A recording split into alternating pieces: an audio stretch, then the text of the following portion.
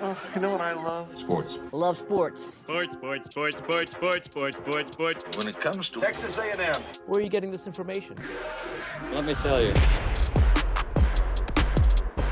Welcome to TexAgs.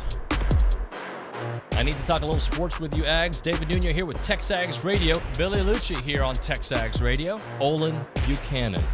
Holy smokes, he made that catch. I was like, we're going to go win this freaking game.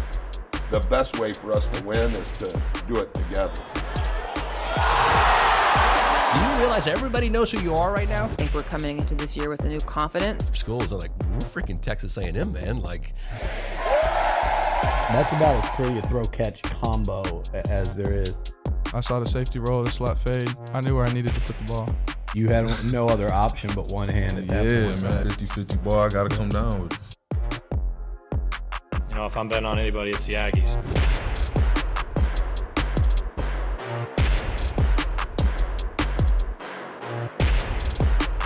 Eyeballs. Apparently that's the thing on social media. Everybody's reacting to it. All right, the real flex for a coaching staff is getting guys to play when basically there are reasons to not play. Coaching search, your head coach is fired, you can go into the portal immediately. The real flex is when you get these players to buy in, and really most of them are planning to play. You won't get 100% attendance. That's probably just injuries and whatever, some bad feelings out there. But the guys that are going to show up on Saturday are there for the fight, and I'm excited about it. The team in BR with, Anais, Damani O.B., Moose, Bryce Foster, Le'Veon Moss, like those dudes, I believe will be dialed in this Thanksgiving week, will be dialed in on Saturday, and give this team a chance to finish the SEC regular season on a high note. And with that, it's TexAgs Radio presented by David Gardner's Jewelers, Rollo Insurance Studio. Go Hour presented by the Warehouse at CC Creations. You see where I'm going with it? Like, yeah. These guys, like, that's all you can ask for. I think it's almost and I'm saying almost, okay? I'm being, you work with me on this one here. I think it's like the 2023 version of Junction. The guys, you have certain guys that couldn't take it and just quit, but the guys who stayed represented A&M well. And I think there are guys that either maybe not physically have quit, but maybe there are guys that have mentally quit, right? Checked out. But there are those guys that stay with you and are mentally into it, and they want to play. They're doing it because of a love for Texas A&M and for a love of each other, like Elijah Robinson said, the brotherhood. And quite frankly, if, like you just said, the majority of guys, the vast majority of guys, stay invested. Yep.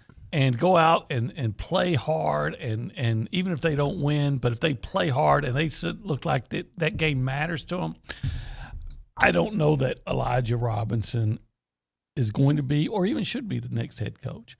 But that'll just be one more thing that tells you how valuable he is to Texas A&M if he can get those guys to stay invested and play hard. For those guys on the fence, and I don't think there's many, but if there's dudes on the fence, right? We don't know. There's rumors out there, whatever. If you don't want to be here, we don't need you. But for those guys on the fence, that 9-game losing streak on the road is going to follow you the rest of your career wherever you go, right? Because that's part of your story. Part of your story is leaving a program. So that's why when Anais Smith hits the field and Damani Richardson hits the field and Jalen Henderson hits the field, regardless of the outcome, those guys are going to go try to win in Baton Rouge and end that and leave on the highest of notes. If you jump ship early, that's part of your story, buddy. Yeah, you can be part of the team that not only ended that losing streak, but you can be the team that won in Baton Rouge again. It's been since 1994. Was that 29 years? Yeah, but I think it's, 6 times since then? I know, but yeah, it's a long time. Well, you know why they stopped playing? Because LSU was sick quit. of getting beat up. They got tired of getting beat up, and they said, "Oh, well, we can't." I think they do it in kind of a French act. Was that Jerry DiNardo days? No. Who was that? Maybe it was. wasn't Archer, man. They've had a lot of coaches. People don't realize just how mediocre that Curly Hallman. Curly. A former Aggie coach. And Phil Bennett a good guy. was their defensive coordinator that year. But I mean, A&M was good. I remember, Phil, their defense did a good job until late. And again, I was there, and Leland McElroy turned a short pass like a 60-yard touchdown, and A&M finally pulled away. And I think they won something like 19-7. I don't recall exactly, but it seems like it was around maybe 19-10. It seems like it was around like that. You can be. Yeah, A&M was spanking them so many times, and so they were like, the Cajuns went, "Sucker blue, we must leave, we must quit," like the French are known to do, and they just stopped playing and left A&M owing A&M a lot of money that was never repaid. Never repaid. So now it's your opportunity to go over there and win. And here's another part of A&M's history. You remember? I know you'll remember this. You ever remember when A&M would go up against a Heisman Trophy winner and just take care of business, just make him look ordinary? Tim Brown, let's go. Tim Brown, Bo Jackson, Andre Ware. Oh, they destroyed Andre Ware. Yeah. Was that he's still mad about it. No, it's right here at Cal. He's still mad about it. Yeah. So now you have a chance maybe to go over there and derail a Heisman Trophy campaign. Potentially, yeah. Of course, last time you were over there and somebody had a Heisman Trophy campaign, it didn't go too well for the Aggies. But, hey, things change. So here's been my strategy when picking games for Texas A&M the last year and a half. You got to win on the road first for me to pick you to win on the road. But I have a little more hope and optimism based on the vibe around the program right now. I don't think I'm ready to say they're going to win the game, right? I'm closer to saying they'll cover today, and I might change. I might, when it comes to the show and I got the adrenaline going, I might pick them to win. But my philosophy has been, and people got mad at me for this, until you prove to me you can win on the road, I'm not going to pick you to win on the road, especially against elite teams. You want to argue if LSU is not an elite team, or they are. They're an elite offense, one of the best offenses we've seen since 2019, right? So until they prove to me they can win on the road, I'm not picking them to win on the road. But I kind of feel like, I don't know, the arrow's starting to feel like it's pointing up, Well, here's one of, look, I should get this out of my head, but I can't. Jalen Henderson has played pretty well, but it's still a third-string quarterback. So I have trouble getting my head around the thing. Hey, you're on the road with a third-string quarterback going against a team that's has a quarterback that's the leading Heisman Trophy candidate. And you know what? We know that what happens in one game compared by LSU compared to this, A&M against the same opponent doesn't matter. But let's throw it out there anyway. A&M actually played Alabama closer than LSU did. A&M and LSU played Ole Miss kind of the same. At the very end of the game, A&M was trying to kick a field goal to keep overtime. At the very end of the game, last play, LSU was thrown into the end zone trying to win it, right? So I think they both blew out Mississippi State. So there are reasons to look at it and say maybe the difference between these two teams isn't very significant, and to discount A&M's chances of winning is short-sighted. Look. Maybe. So I gave you the one criteria. Until they prove to me they can win on the road, I'm not probably picking them. The other thing that gives me a lot of A&M hasn't covered anybody. It's true. Well, they've had three teams have thrown for over 300 yards against them. Nobody else has been good against them throwing the ball. But Ole Miss, Alabama, and Miami threw the ball on very well. Now, Ole Miss, you had both your starting cornerbacks out. Miami, you hadn't figured out what you wanted to do yet, and you were leaving. You weren't trying to rush, and you were leaving freshmen out on an island.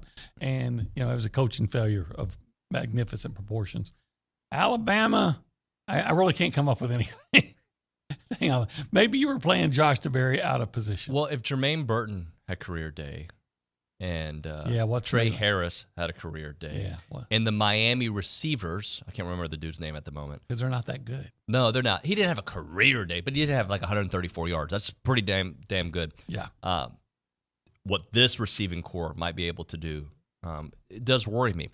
But in the Miami game, there was no pressure. None. Remind me, was there a lot of pressure in the Ole Miss game? A lot? No, not a lot. Okay. Let's dial it up. Can I get a dial? Why'd I have an accent? I don't know. I would think that'd be a great idea, but I just don't know what your defense coordinator is going to do. By the way, yes, sir. One of the most important players for A&M's defensive effort, because he's going to have to spy, he's going to have to rush, he may even have to get involved in pass coverage, is Edgerrin Cooper. Oh, yeah. Now, what's his frame of mind going to be like in this game? So that news started trickling out during the show. I wanted to make sure that before we talked about it, it was confirmed, and Edge did confirm it yesterday. If you haven't seen his social media post, unfortunately, Edge's girlfriend passed away in an accident, and I'm sure his head is all over the place. So obviously, thoughts and prayers to both Edge and the family. It's a terrible, terrible situation there. Yeah. So, I mean, I hate to seem so, I can't come up with a better word than mean right now or what's not important, but you do wonder how that might impact his play. I do want to make sure that I say her name. Her name is Lisette Adam. They have a GoFundMe page. It's on our boards if you want to contribute to that. But terrible, terrible accident over the weekend. So thoughts and prayers to Edge Cooper. If you want to be part of the conversation this morning, there's multiple ways to be a part of the show. You can call us at 979-693-1150. That is the Brian Foley Law Hotline. Call us on that number. You can text us as well, 979-693-1150. OB, I just want to make a quick commentary. You know, I have like this adversarial relationship with trolls on the internet. Like, I think we all do, but like they really bug me. And I'm not saying this gentleman here is a troll, but I don't think he would talk like this in person. On the YouTube page, DNLPRLS, real name, says, "Who the hell's the next head coach?" Would you really stop me at HEB as I'm walking by and I say hi to Mr. Charles and I keep walking, and then would you really say, "Hey, Nuño, who the hell's the next head coach?" I don't think you would. But see, maybe he's saying it because you don't know how it's being presented on the on the chat. So maybe he's saying, "Hey, Nuño, hey man, who the hell's the next coach?" But I prefer to read it in a mean tone. Why? Because I think most people on the internet with fake names are mean. Well, that might be. It's 100% true. If you don't have your real name on your account, and some people with a real name, you know what they are, but you will be more mean. That's just how it works. You know what, David? Here's what I would do if you'll allow me. Yes. To make a suggestion for you to have a happier life is just, unless it's in all caps, assume he's saying, "Hey, Dave, dude, man, hey, who the hell's going to be the next coach?" Yeah, like a buddy. You know what? Maybe you're right. Yes. Maybe he's just saying like if like Liucci stopped me or you, hey, like how about this, guys? No, because if Liucci stops you first, he's going to insult you, and then he's going to. Well, he's going to look at his phone for a few minutes before he acknowledges you, and then he's going to. But how about this? Have you been getting this? And you know who you are. I'm pointing at you.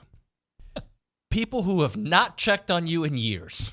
Yes. Not in years. Yes. They like you, but they don't really like you until A&M news comes out, and then all of a sudden, like, "Hey man, how you been? Oh really?" And then 5 seconds later, "So what's the real scoop on the head coach, bro? If you don't know my kids' names, if you don't know where I live, if we haven't spoken in 10 years, you're not getting insider information." By the way, my brother, who I talk to every single day, shout out to Alex, will not get that information because I'll get fired. So you ain't getting it. Wait. You got some information? Yeah. Oh, see, I'm eyeball. I'm always the last to know everything at TexAgs. Here we go. Paul on the chat says, "Good morning, Mr. Nuño, sir. Could you pretty please advise us on the new head coach? XOXOXO."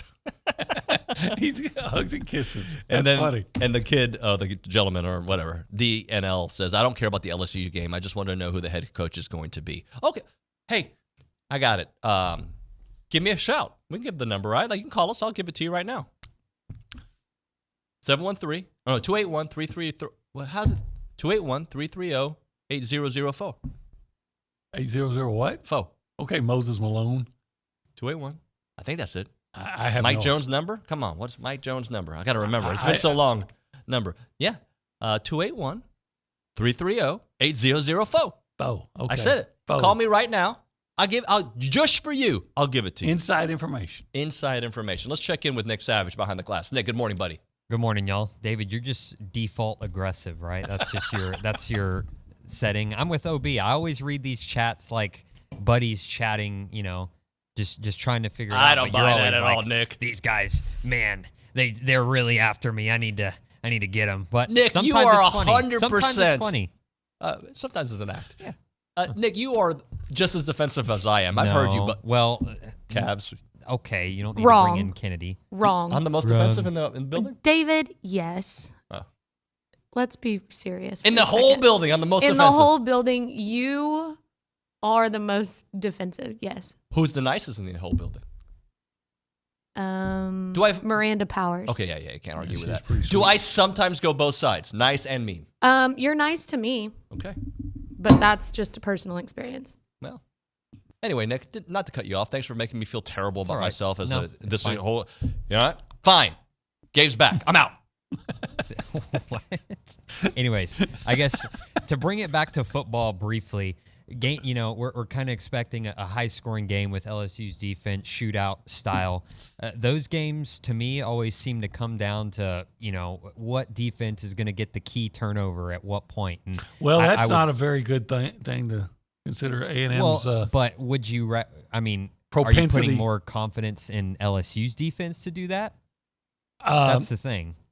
Maybe it's what team is more apt to make the turnover than the one to force it. If A&M is aggressive, and I mean really aggressive, and they send an all-out blitz. Like David Nuño aggressive. Buddy, I am the most kind person in here when I want to be kind.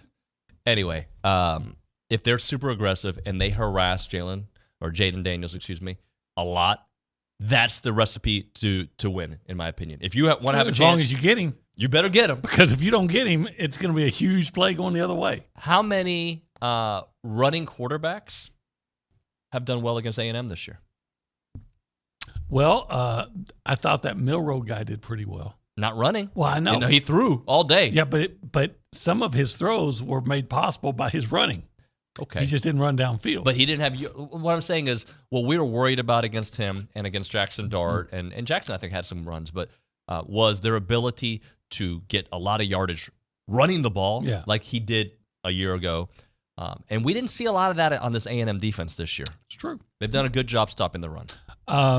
So, you got to spy him, and that's going to take a guy out of coverage. But you have – DJ, I think you know this, but you have – to spy him. I know that, sometimes you have issues with that, but you have to spy Jaden Daniels. You have to. Like James Bond. He's like a spy, right? Yeah. Yeah. Like Sterling Archer. Yeah. Have you ever seen that show? No idea. I love it. Oh, Archer, the It's show a Archer. cartoon. Yeah, I've never watched it. Yeah. I love it. It's great. Yeah. Let's go to the Angry Elephant News and Social Center. That's where we find the very happy and jolly princess, Kennedy Cavan. Kennedy, good morning. That's the best introduction I think I've had in my year and a half doing this. Well, I'm trying to change the narrative now. What did you say? The jolly princess? Yeah. I like that. Well, Chase in Houston actually just sent in a text message that I think y'all will appreciate. He said, I'll be different than some. I don't give a bleep, starts with a D, about the coaching search at this point. I just want to beat the ever-living swamp monster out of LSU. That would be fun. You could put the coach on the back burner for a few more days, and look, let me tell you how this is going to play out. No matter who A&M picks as their coach, the national narrative, the media, the Twitter people, the whatevers are going to poke holes in it. If it's Jeff Traylor, if it's Mike Elko, if it's Lincoln Riley, if it's Jed Fish, if it's Jonathan Smith, whoever it is, they're going to poke at it all off season. Let me ask you a question. But let me just say this one last thing. Okay. But if you beat LSU, they don't got that this off season. Go ahead. If you beat LSU, should that be a consideration in retaining Elijah Robinson as the head coach? If you go out and if he, I'm going to be real honest. If they choose Elijah Robinson, I'm gonna love it. But I don't think you can base a hire on one game. So I hope he was a top 3 candidate already before you go to Baton Rouge and win. I don't want that to be the reason he's a top 3 candidate. Well, yeah, I agree with that. I'm just saying, would that be like the final? I don't want to say straw, because the final straw has a negative connotation, but would that be the smoking gun evidence that, man, we need to keep this guy? Might be. Especially what if a bunch of guys were saying, yeah, and this is a great win, and we did it because Elijah, and you know what? We're all coming back on this team if Elijah's our coach. I don't know. That's a tough spot for us, for Ross Bjork to be in, but hey, that's why you get paid the big bucks, make these big decisions. Oh, I thought he was a volunteer. He gets paid? Yeah, he gets paid. We went really long on this segment, OB. Oh, sorry. Let's hit a break. Here's, I'm guessing. I have not been given this information. All right? This is not breaking news. This is a guess. My guess, OB, is that if you want to eat Fargo's, you better go today or Friday, because I don't think they're open on Thanksgiving. That's my guess. I would doubt they're open on Thanksgiving. I would highly doubt it. I haven't called up to Reese or Belinda. But maybe you still have time to ask them. They're like, hey, can you get us some baked potatoes or some macaroni and cheese or some to add to the party? Maybe so. Maybe, you know what? I don't think you can have like rib tips from a turkey, but if you could you put rib tips in the turkey? They would be amazing. Yeah, now there's an idea. A turkey stuffed with rib tips. Oh, man. You want to talk about Thanksgiving. Give me thanks. Heck yeah. Bro, I'm all in on this. Tell me more. Give me some rib tips, or if not, give me some chopped beef, or give me some sliced beef, or give me some sausage or pork ribs, or if it's Friday, give me the catfish. I got an idea here. So I'm not a big stuffing guy. I'm not against it, but it's not like one of my things. Why not stuffing the turkey with that macaroni and cheese they got there? Now that could be like mixing it all together. That's real dessert. But even if you don't want to, if you want, a lot of people love macaroni and cheese as a side dish on Thanksgiving. Yeah. And maybe some people aren't as good about cooking it. Well, you could probably, like, you just cater. You could ask them, hey, can I just buy a whole bunch of your macaroni and cheese? They'd say, heck yeah. Dude, if there was macaroni and cheese on this table right now from Fargo's, I would eat it mid-segment. Wouldn't care. You know how sometimes people notice I drink coffee during the show, and it would be. Maybe we need to make that happen. Yeah. Alan, Belinda, Maurice, come on. Like, what are you waiting on? Hey, let's go. I'll buy it just to watch. 1701 South Texas Avenue in Bryan, without a doubt, the what? The best barbecue in the universe, because it's the best barbecue in Texas. That is right. That's their trademark, by the way. It's true. Yeah, it's Fargo's. Go check it out.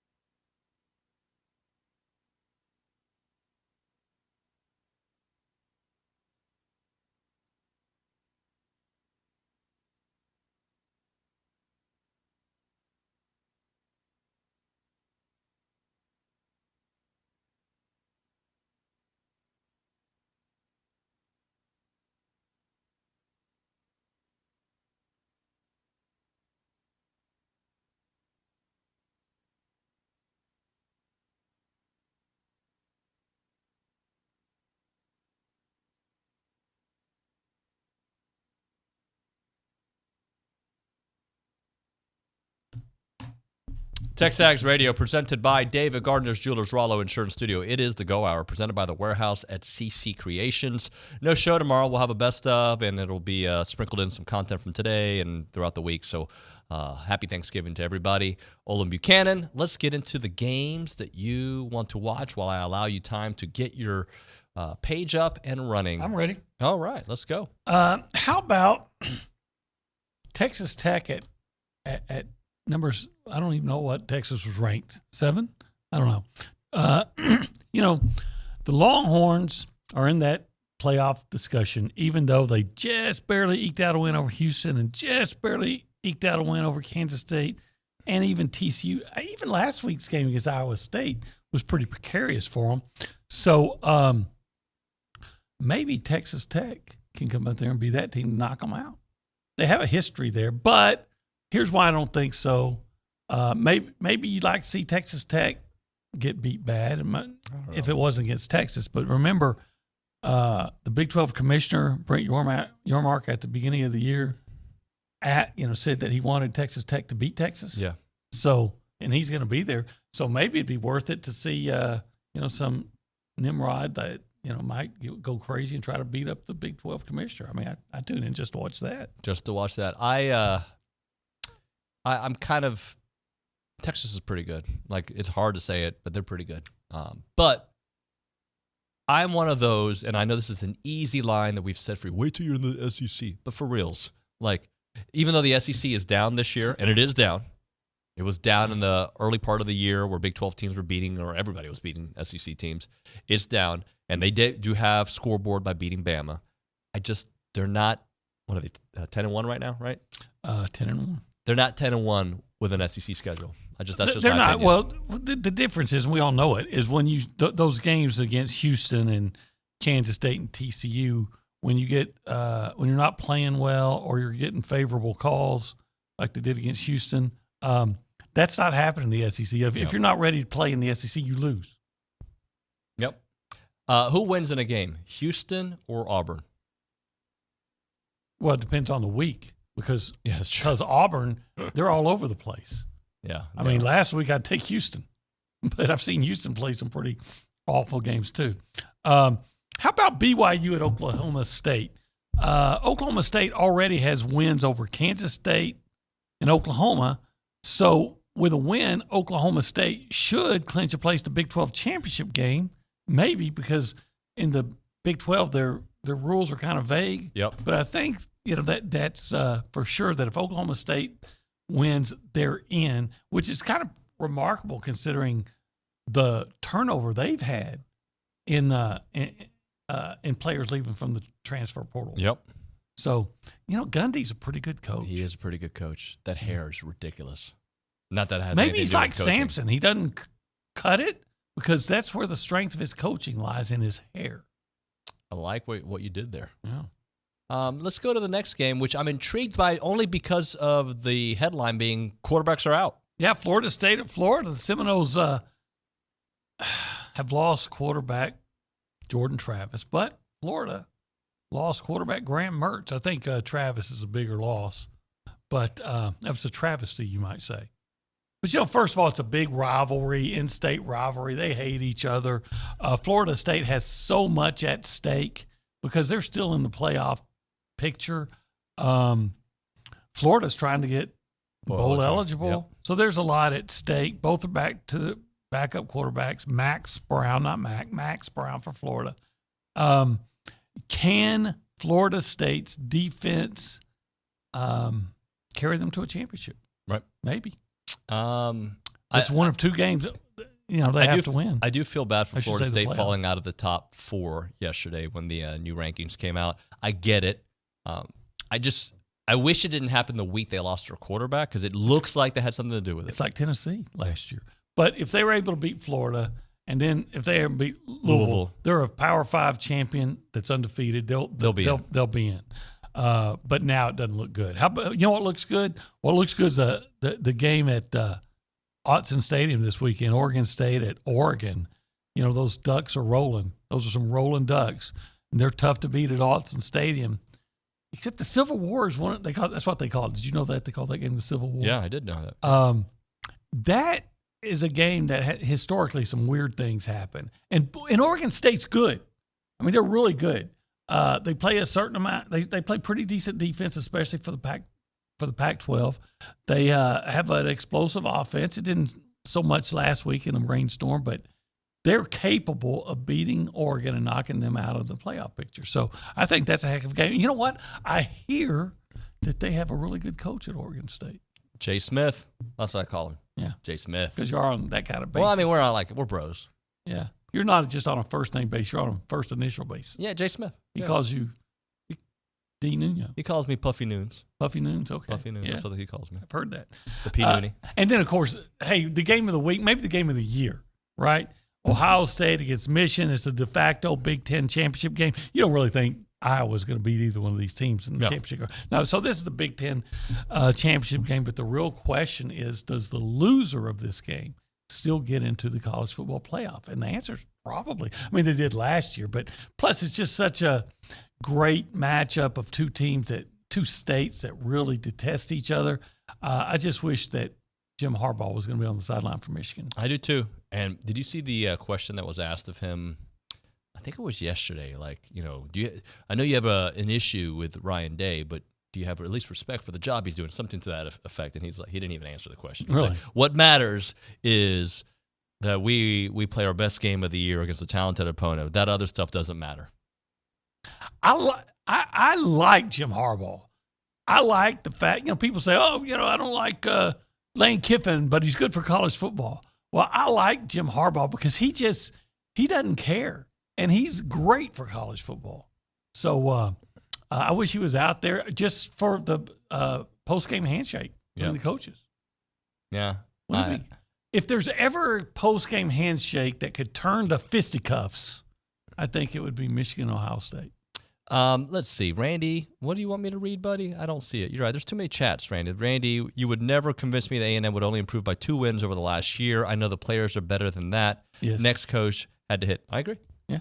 I'm not going to argue with that. I look at what happened. Of course, if they win, they're 3 games better than they were last year. Of course, it's with a different coach now. But, yeah, I agree. There's absolutely no reason that A&M should be only 7-4 at this point. They have better talent than that. It was just a waste of. It was just a waste. But we got to hit a break here. But I'm just going to ask you this: if they go 9-4, okay, win at LSU, win a bowl game with their 3rd-string quarterback. I'm sorry, that's a pretty good, darn good. I know that they lost the games that matter in the middle. I'm just saying, taking a step back, that looks good.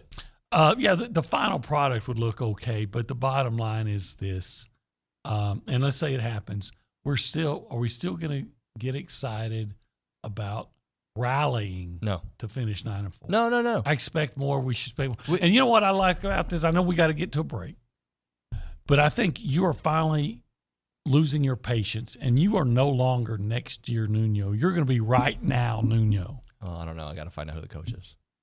As soon as the coach is named, you're going to be right now. No, I think I'm still going to be like, I got to wait and see. Next year. I still got to wait and see. It's got to be right now. Right now, Nuño. I think I'm waiting to see Nuño now. I'm right now.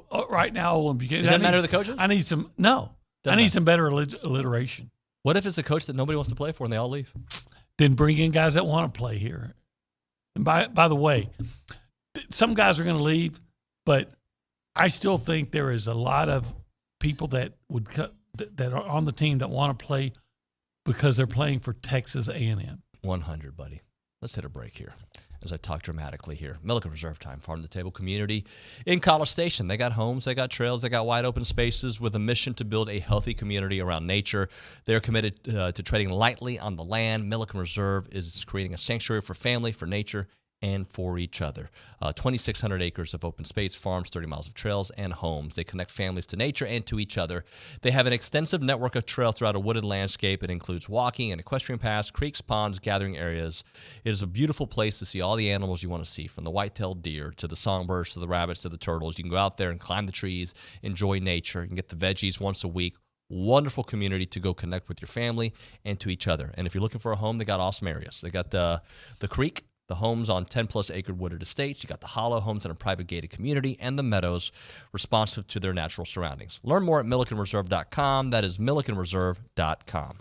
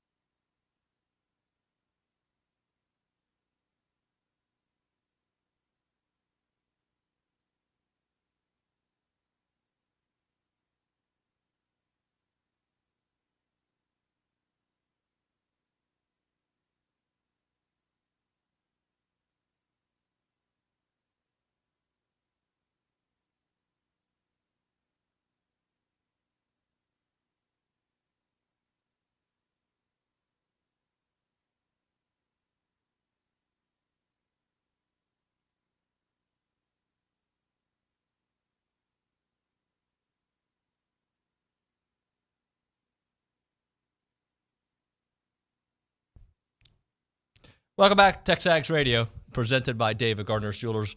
Rollo Insurance Studio Go Hour, presented by The Warehouse at CC Creations. Maroon never looks so good with Maroon You. He's Olin Buchanan. I'm David Nuño. What's today? November 22nd, OB. Yeah. 2023. I should say that in the intro, but I don't. November 22nd, 1963. Yeah. Yeah. John F. Kennedy. Are you conspiracy theorist? I was I was approaching my second birthday. Yeah, of course I'm a conspiracy. And I think it's already been kind of confirmed that the CIA was involved. It's not good. Yeah. I'd like to be in the CIA. Really? Yeah. Or FBI. I think I want to do something like that. I think I'm too old, but I'd like to. Okay. Yeah. I would have wanted to back when I thought when I thought they were the good guys. You know that I actually applied for the FBI. Did you? Back in 2005, right before 2004 or 5. My wife was going to be in the FBI. She would be great. No, I'm not joking. Not either. I think she'd be great at that. She had like an intern something set up, and then her mother objected, and finally she said, "Okay," and moved on. But yeah, I interviewed. I did phase 1 and 2. Yeah. I don't know if I would have made it to phase 3, which would have been the Quantico. But I took a Spanish Spanish you were perfect for that. But I got my first TV job during the interview process. I was like, I'm out. You could have been an undercover spy in Cuba. Yeah, I ain't going to Cuba. You could have been the guy that whacked Castro. Well, I would have been a legend. I legit would have been a legend.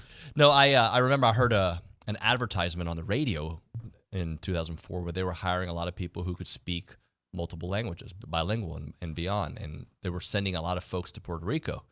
I was like, I could do that. Heck yeah. I wonder if I get credit for multiple languages. I speak English and East Texan. That's 2 languages. Yeah, kind of. People are like, can we get to the power rankings? All right, let's already? go. Number 1. All right, I always say, feel free to argue with me. I'm going to argue. Number 1, I've got Georgia. Number 2, I've got Alabama. Number 3, I've got Missouri. I'm still taking LSU 3. Okay. They beat Missouri. They did beat up Missouri, yeah. I'm going to take Missouri 4 now. Okay. I'm going to put Ole Miss 5. 5. Number 6, I think I'm going to be going with the Tennessee Volunteers at 6. Okay. Texas A&M at 7. I like it. Well, I mean, it's hard to argue against it, basically because the other teams just aren't doing well. Number 8, I'm going to say Kentucky. Number 9. What a bad year for that. I was wrong. Yeah, it was disappointing, no doubt. Number 9, I think I want to take now Florida. Number 10, now I'm going to take South Carolina. Number 11, I'm going to put Arkansas. Number 12, I'm putting Mississippi State, even though they beat Arkansas.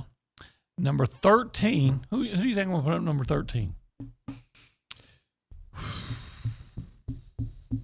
We got Vandy left. We got who else? We have Vandy and Auburn left. I'm putting Vanderbilt 13. I'm putting Auburn 14. Okay, I don't care what you're. What you just lost to New Mexico State, and you didn't just lose at New Mexico State. You lost to New Mexico State at home, and you didn't just lose at home to New Mexico State. You got trounced. Am I wrong? So at least for 1 week. For 1 week, you have to be considered last. Am I wrong? People didn't make as big of a deal about the New Mexico State loss as they did about the App State loss, or is it just because we live in the fire? Well, no, I think you're probably not wrong, but here's the difference, and I understand it. The difference is, first of all, the Appalachian State game was early in the season when you still thought people thought A&M was going to be really good. A&M was ranked 6th in the country. Right. Everybody knows that even though Auburn was playing better, that they're not good. Now, New Mexico State's having its best year in my lifetime, right? And I'm old. But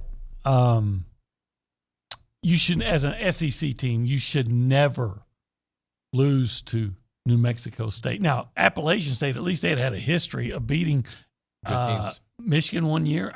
The year before they either beat, the year before they beat A&M, they either beat or almost beat Miami. Was it James Madison they beat this week? Did I don't know. App State beat somebody big this weekend. Of course, James Madison's had some significant injuries. But anyway. It was James Madison, It David. was. Yep. Okay. Yeah. Next week they play James Monroe. So, but I think at least for 1 week, you have to put Auburn last for losing to New Mexico State. I will allow it. I don't know if I agree with it, but I like your reasoning for it. So you get to keep your vote. So. Okay. All right. I would take Vanderbilt over New Mexico State. Maybe Vanderbilt will lose. Maybe they should, all this expansion, they should add, the SEC should add New Mexico State. Yeah. I've never been to Las Cruces. I'd I like hear to it's go nice. there. Yeah, that's the second time you said that this week. I'd like to go. That's how nice I've heard it. We should do a road trip. We should. The next time A&M plays at New Mexico State. One of us will get to go on that trip. All right, let's hit a break. We'll come back with more. Right now, we're talking Heritage Films. That is Chance McClain's company. They make documentary films about families. They make documentary films about family business, family ranch. If you're listening at home today or if you're at work and you're like, you know what, I'd like to do something for my dad this Christmas, reach out to Chance McClain. I'd like to honor his story, your grandfather. If you've got, by the way, you can do it for yourself. That is awesome. Like, to tell your family story from your perspective and keep that. Look at it like a selfie about yourself, right? That's the beauty of Heritage Films. They do these stories, 2-hour documentary, music, video, sound. Chance is so creative, asks the great questions, and you'll love the finished product when it comes to it. I've done it. I know many people who have done it. It is an awesome, awesome experience. So that's one angle. They also have the Year Flicks angle, which is, I think, more reserved for the younger kids out there, right? And it is a benchmark video that just kind of tells your kid's story in a Q&A easy form, right? Like freshman year of college, this is what I expect my major to be, this is what I want to do, this is what I'm into. Sophomore year, here's my new best friend I met. I put on freshman 15, but this guy was there for me in the hard times. Junior year, I'm going to go. I just made up a story, but that's what a Year Flicks can be. 713-893-8341, 713-893-8341, or check out the website, yourheritagefilm.com, yourheritagefilm.com.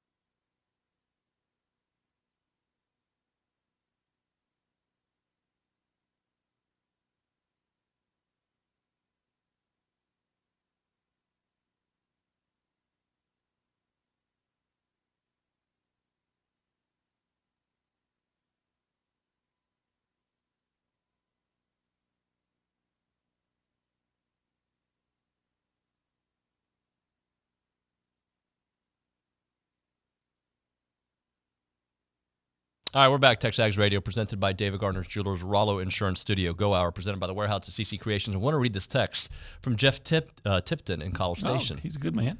He says, so what happened to the fly from yesterday? I think I have an answer to that. Oh, did you whack him? Nope. So Jamie Morrison came in here, and he was bothering us during the interview.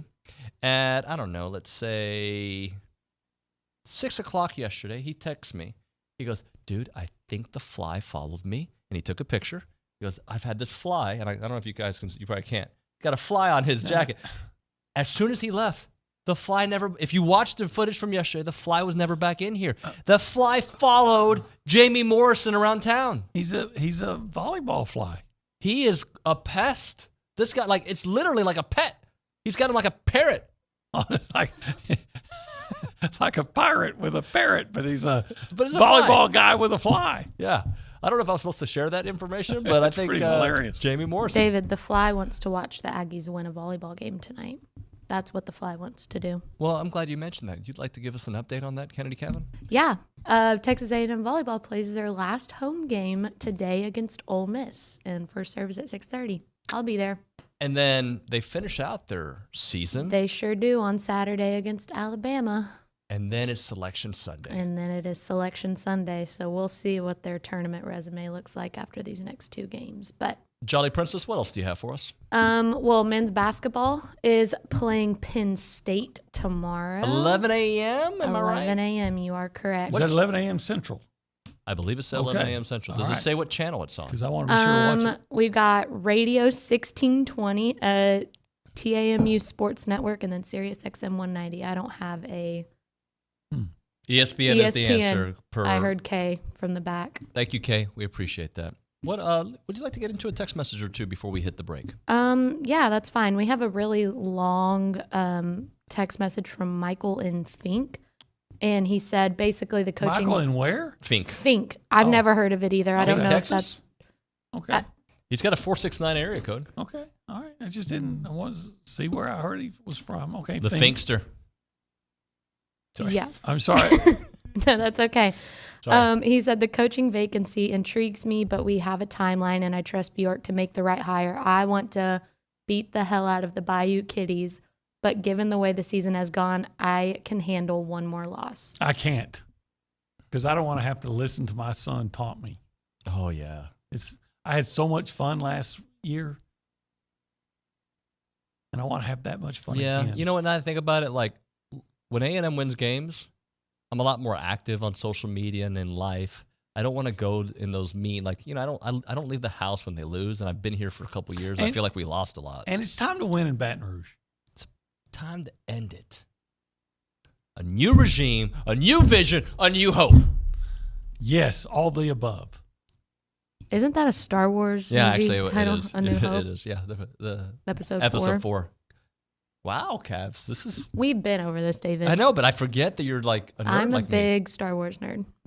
You know, Rey's going to be in the new Star Wars movie that they're making. I did not know that. See? You learn things Thank here. you. Hey, I didn't get to give out some coffee today, and it's right before Thanksgiving. TexAgs coffee. Let's give out some coffee. OB, come up with a number. Number 3. Number 3. The third, so we're only going to get 3 engagements. That's fine. That's good. What I came up with. 3. Okay. Sorry. TexAgs coffee. What are you doing? That's our Batman. I'm Superman. Superman doesn't wear a mask. Yeah. Oh, Batman. And you're a woman. You're Batwoman. Catwoman. You're more like an ant woman. What is that supposed to mean? Because it looks like an ant, like the face. Okay. She's a wasp. The wasp. There you go. Yeah, the white Anglo-Saxon Protestant. Okay.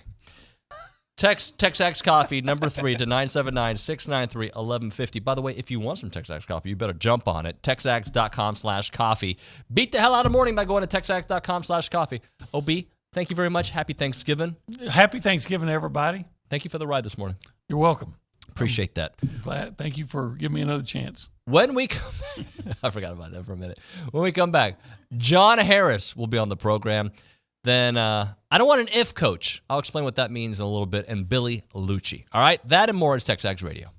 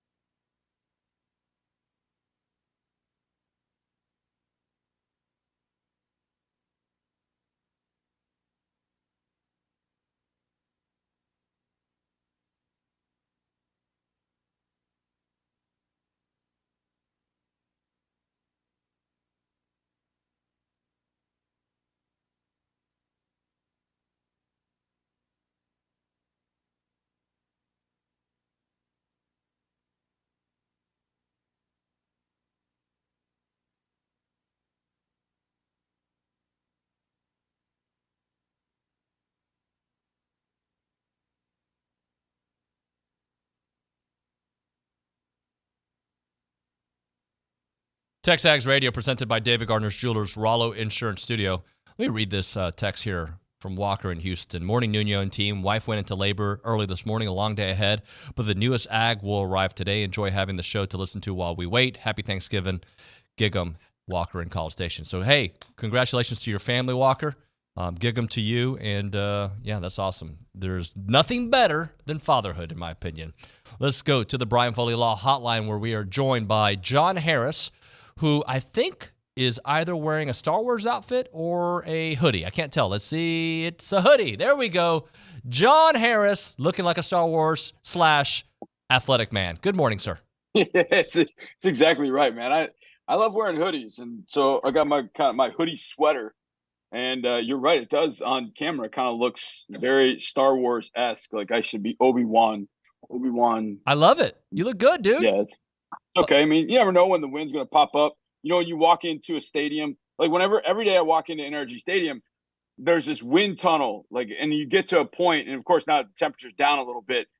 You just get this blast of cold air, and you're like, oh! And so, you throw the hoodie up, it just keeps you warm for a second, and then, you get in the studio. Johnny, I wish I were cool enough to wear a hoodie the way the youngers wear it now. Like they wear it like halfway on their head, but it stays. Yeah. If I tried to do that, it would fall. Like I have to wear it over. Right? It's almost like sunglasses over my eyes.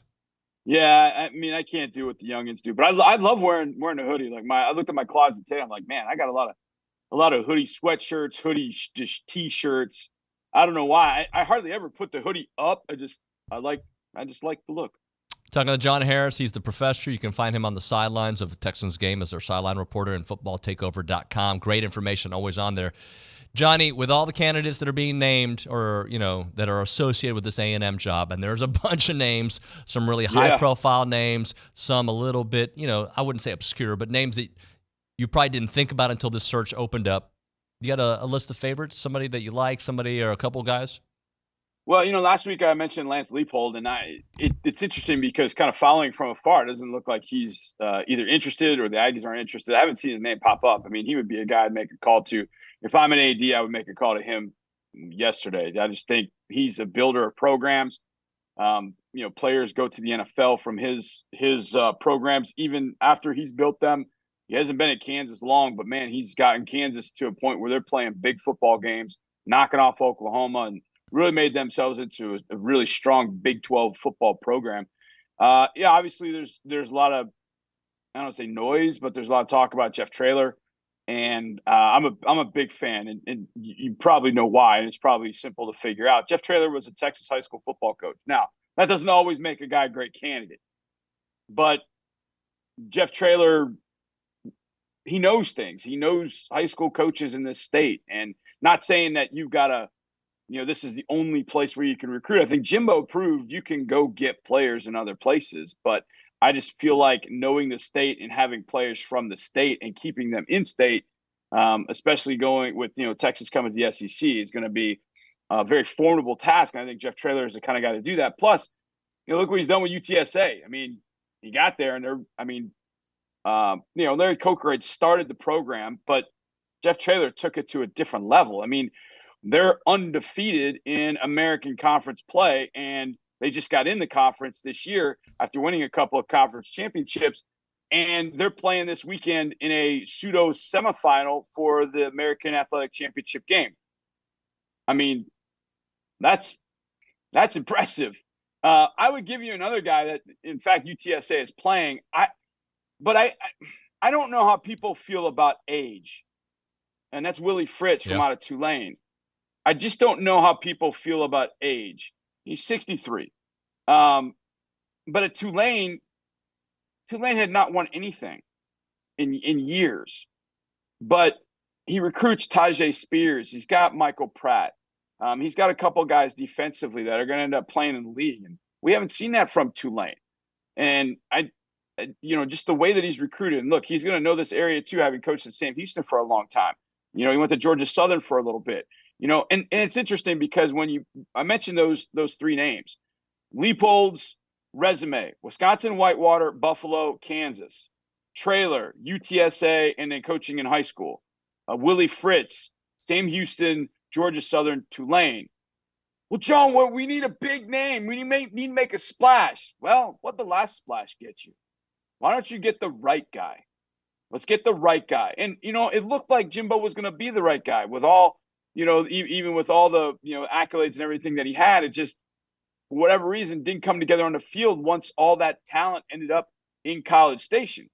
But my guess is if you talk to Aggies and said, look, would you rather have a bunch of 5-star talent doesn't come together and you end up 8-4? Or would you rather have a bunch of players that nobody knows and you finish 10-2 consistently? My guess is you take 10-2 consistently. But I also know that fan bases are, they're fickle. They're different. What they want is what they want. I know that I would like 10-2 seasons, and I feel like those guys would end up producing them with talent from the state of Texas, from the surrounding areas, making A&M a destination that you not only come here and you get great NIL deals, you have opportunity to play in the SEC, you have an opportunity to be a beast in the SEC, and eventually with that you go win championships. So those are 3 names that pop out, and I think Jed Fish's name was one that I heard yesterday. Yeah. I think that was one that popped up, Jed Fish out of Arizona. You talk about building a program, holy smokes. And Jed Fish might end up being kind of the best of all worlds. He's got a lot of NFL background, but then he goes to Arizona, and Arizona's program was dead. I mean, life support dead, like nothing. He got them started turning around last year. He recruited LA extremely well. He went to one high school in particular, got his quarterback and wide receiver in the studs, but he convinced guys to stay. Jacob Cowing he convinced to stay. Jordan Morgan he convinced to stay. And now Arizona's a team I don't think anybody wants to play in the Pac-12. They don't want any part of Arizona because Arizona's killing folks. So I know Jed Fish's name should be involved, and I think his is a little different because he's got that NFL background, but he also went to Arizona and showed how you can do that at a Pac-12 school. Now, obviously, it'd be a step up to do it at A&M. So I think those guys all make a lot of sense. What doesn't make any sense to me is Deion Sanders or we got to make a big splash. Look at the best damn football coach in the land. Find the best and right fit for Texas A&M. I appreciate that they asked Dan Campbell. I appreciate that. But I always knew that wasn't going to happen because there's a massive difference between being an NFL coach and a college coach. And once you're established in the NFL, you're going to have to deal with recruiting. You get your offseason. You get to be a human being. College coach isn't going to do that. So you got to be a little different to be a head college coach. And hopefully amongst those guys, they're going to find the right one. Talking to John Harris here on TexAgs Radio. John, you know the strengths and the weaknesses of this A&M defense, right? Can they do enough to limit LSU? I talked to an LSU insider yesterday. He said nobody's limited LSU. It's been their defense that's really hurt their offense at times. You've seen that offense go. What can A&M do to kind of have somewhat success against a high-powered offense? Well, I mean, the best thing, and this is possible, but the best thing that A&M can do, and when I think about what teams have slowed down LSU this year, FSU at the beginning of the year, Alabama had its moments. Well, they knocked him out, but this is going to lead to my point. And I think A&M has somewhat of the formula, and that is getting heat with 4. You got to be able to get heat with 4 because if you have to bring 5+ at Jaden Daniels, that means somebody in the secondary is getting one-on-one coverage. And even if that's Mason Taylor at tight end, he can be one-on-one coverage. You're probably covering him with a safety or a corner. But A&M's got hosses up front to be able to create pressure at Jaden Daniels' feet and also from the edge. The problem is when you rush 4, then invariably you can't get all 4 to work robotically together to just envelop Daniels in the pocket.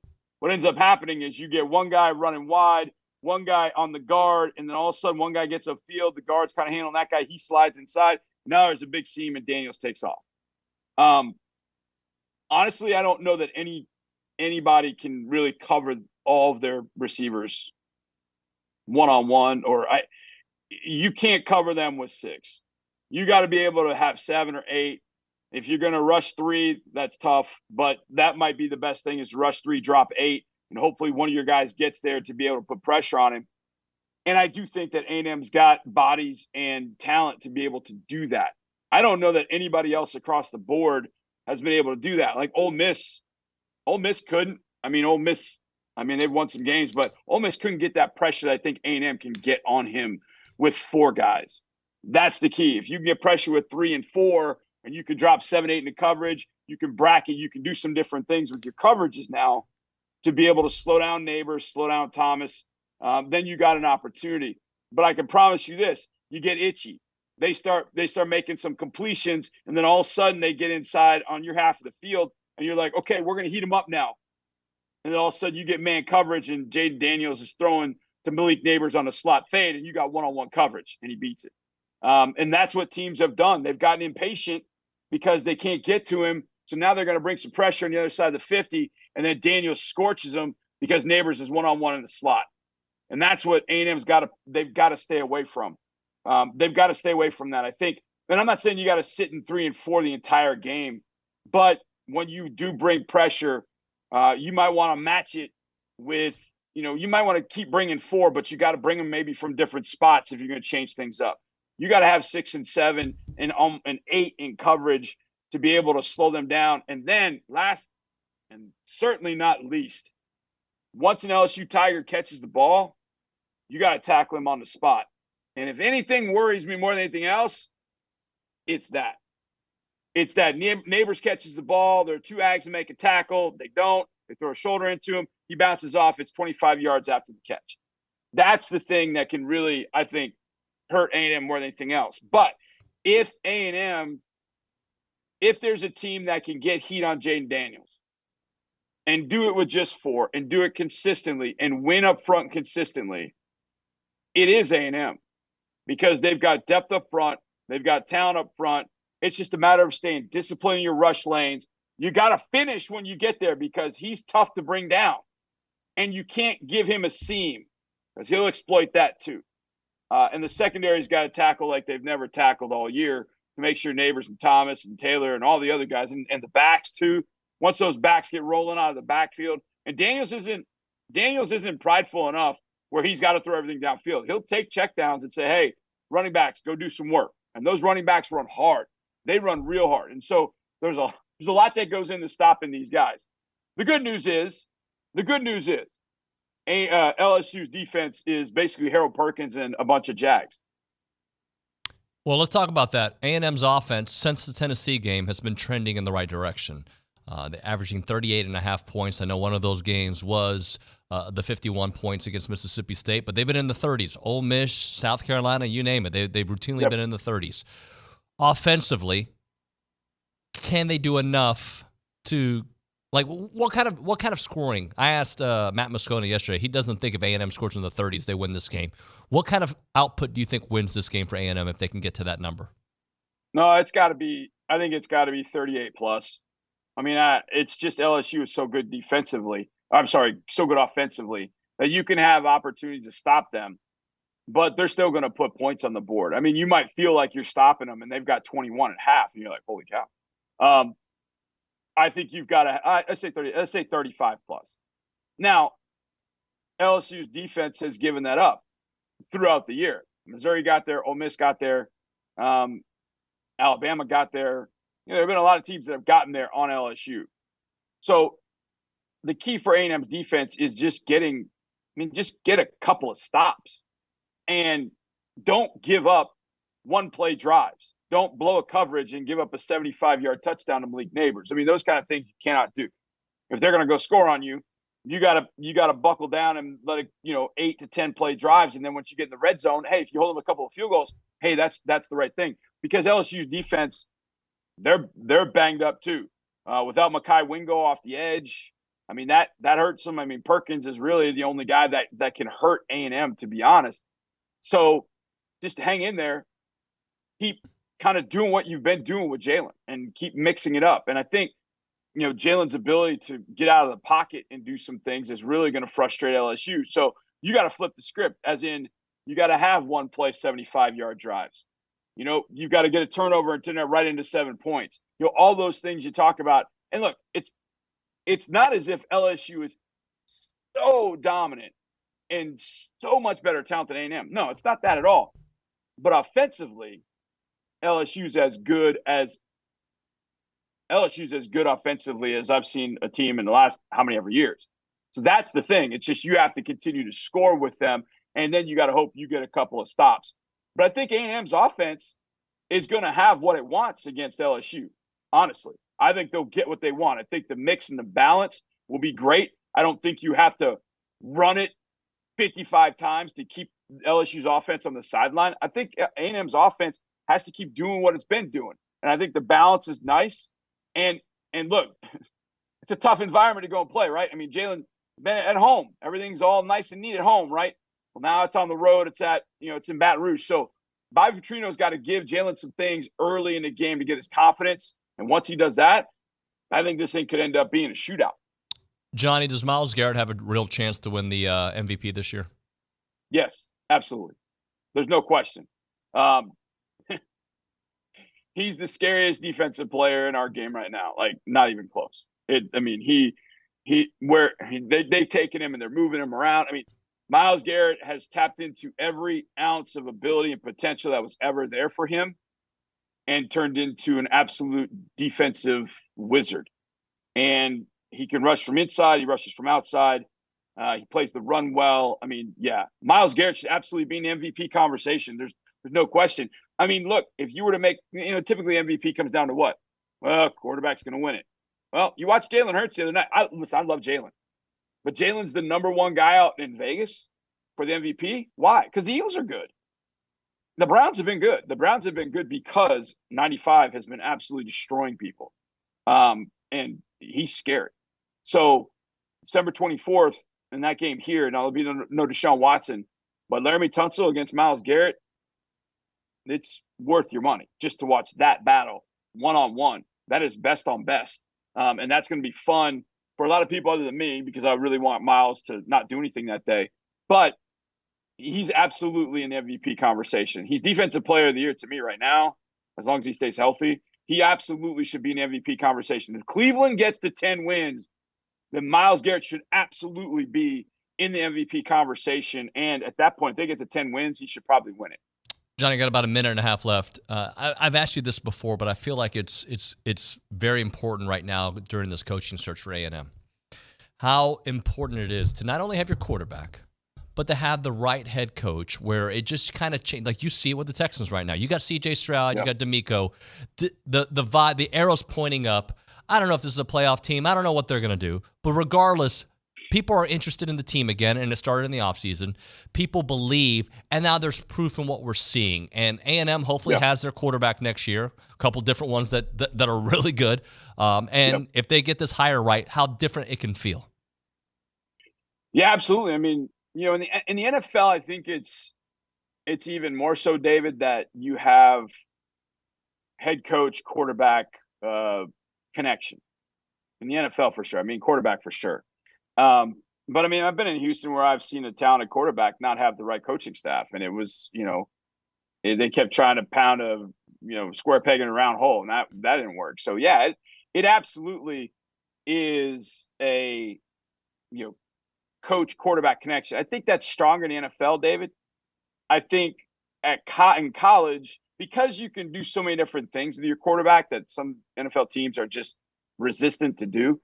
I think as long as if a coach comes in and just says, well, this is my system and this is what we're going to do, then finding the right quarterback for that system is absolutely 100% right on.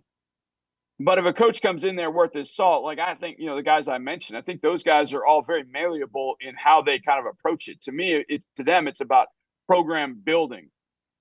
But you have athletic and talented quarterbacks there. So that's going to be great. It's just a matter of will one of those quarterbacks fit what that coach would like to do, as opposed to what he coach is forced to do because he doesn't have the guy pulling the trigger. Like, for example, if you take over a program that's been running the option for years, then yeah, that coach has got to go find, and you're not running the option, that coach has got to go find a gunslinger. But I think whoever takes over at A&M can run whatever offense he wants because of the quarterbacks that are in-house. It's just a matter of how do those quarterbacks respond to that coaching, to that program, to that system. And I think they'll be able to find a guy. I don't worry about that at all. I really don't worry about that, David. I do worry about it in the NFL. And obviously it's much more of a connection that's needed But in college, I think the coach coming in will have quarterbacks that he's going to end up liking, and one's going to fit his system. Thank you very much, Obi-Wan. I'll see you. Happy Thanksgiving. I'll see you soon, all right? May the force be with you, my friend. You good turkey, buddy. John Harris there on the Brian Foley Law Hotline. We'll come back here in a moment with Coach G and then Billy Liucci. I see a bunch of you watching on YouTube. I see these numbers going crazy right around this time. Do me a favor, guys. Subscribe to the channel, even if you like other schools. That would be very kind of you to do. Be thankful for content, right? And actually like. I only see 36 likes. If there's 429 people on there, there should be 85% of those Aggies. And I'd say, what do you think, Nick? Another 200 likes here in the next couple of minutes? That should be possible. Oh, yeah, in the next couple minutes. Let's do it. All right, talking Caldwell Country Chevrolet here. Highway 21 in Caldwell online, caldwellcountrychevrolet.com. They have great deals on their website. Unfortunately, I might be in the market for a new vehicle, right? So you know where I'm starting my search, caldwellcountrychevrolet.com. Great deals, great customer service, and just a place that you know that they're going to give you the best value out there. When it comes to a trade-in, they got your back, guys. They do. They have really good value with trade-ins. That's part of the conversation. The other part of the conversation is they're going to give you the best price out there, and they have an incredible selection. So whatever season of life you're in, if it's to buy a car for some young kids that are about to start driving, or maybe it's college kids that, hey, you know, they've had this car for 4 years, now it's time for a bigger car, or you have some different needs in your life, check out Caldwell Country Chevrolet. It's about a 15-minute drive, Brian Caldwell, short conversation away. But you will see the difference when you step on the lot and do business with the good people there at Caldwell Country Chevrolet. Highway 21 in Caldwell, online, caldwellcountrychevrolet.com.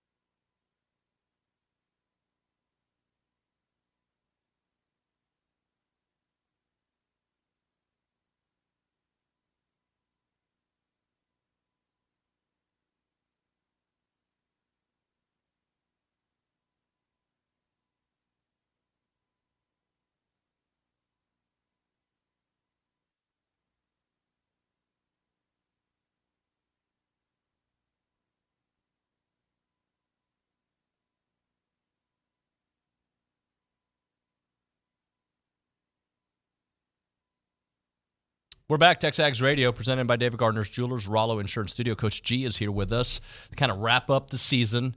I was watching, was it Friday afternoon? Friday at 4, I believe. I thought it was a great game. Unfortunate goal, by the way. That was pretty amazing the way she was able to score. But you went toe-to-toe with the number one team in the country. The season comes to an end. Unfortunately, just your thoughts for kind of wrapping it up. Yeah, I mean, it's I can't tell you how many times that we have our path in the NCAA tournament. Number one, it's pretty consistent that 20 out of 29 years that Texas A&M is there, but that our path has led us to the number one team on their home field makes it a little bit difficult, a lot difficult. And Florida State is a hell of a team. They won the match before us 5-0 on their pitch, and then they won the game after us 5-0 on their pitch against. They crushed Texas, which I think kind of shows exactly how good they are. And in the game against us, it was a toe-to-toe, back-and-forth affair. Mia Pante with a great header that bounces, comes up, hits the underside of the crossbar, and somehow doesn't go in. It kind of crosses around. We had a couple close chances. Great performances by our players all the way around, and it took what might be the goal of the year. Amazing goal by their amazing freshman, who has a lot of Allie Watt to her. Tall. Played in the World Cup, right? No. She didn't, okay. But she will someday. She will, yeah. And she just, a ball that's a long ball that's played, that's headed across, played to her. She's on the full sprint with Carolyn Calzada on her shoulder. She heads it. It's all in the sprint. Head, shoulder, thigh, volley that Kenna Caldwell makes a play for and then goes side netting.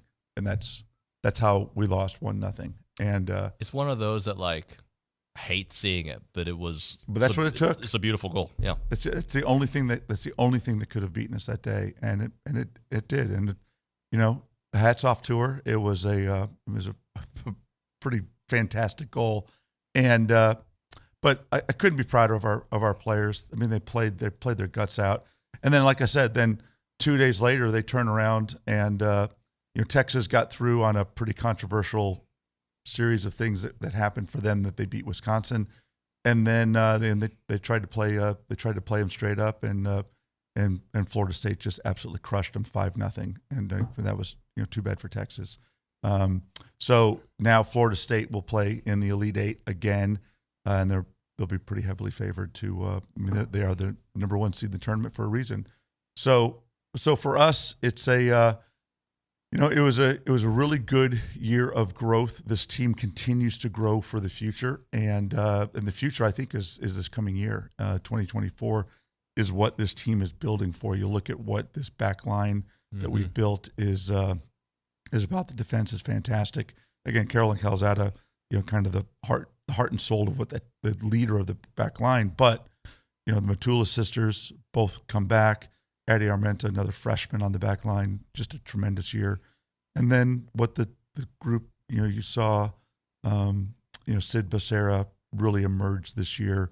And then, of course, another year of Mia Pante and Micaiah McDonald and a lot of the great attacking players that we have.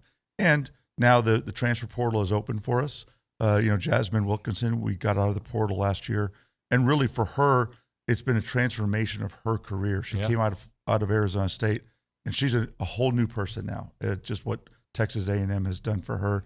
Same thing, a great last year for Sammy Smith. Sammy was great. And what Texas A&M has done for them. So for a lot of people, they've been able to come here, and it's been a resurrection for them. So we're in the portal. We're looking for a striker or two, because like I said, Jazz came here and became our leading scorer. But she needs help. She needs a couple more people, and that's exactly who we are pinpointing for right now.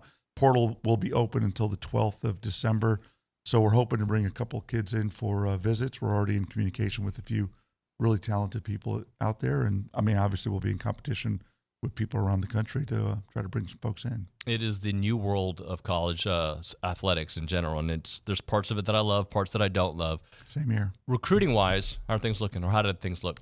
Well, we signed. It's kind of weird. The signing period for us used to be the same as football. Mm-hmm. It was in February, and frankly, I loved it that way because it was not in the middle of our season.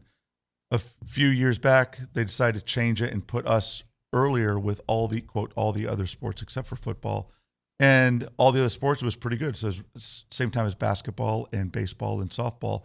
Well, it was the week right before the NCAA tournament started, so our focus is kind of on that, and I think it's a little bit unfair for a lot of those kids that we signed that our focus was square on Colorado coming up for our NCAA tournament. But we signed a terrific class of 7 incoming kids, great players coming in, which is all on our website. If you go to 12thman.com/soccer, you'll see it, or aggiesoccer.com. It's all there. But a class that's going to have some real influence on what we do next year and immediately. And all 7 of those players are graduating high school early. They'll all be here in the spring to play with us in our spring exhibition games. So people will be able to see that as early as March. Well, my boys play at Calvary, and that is your club, and it's such a great place. Rick Siebold, the whole crew, they do such good work.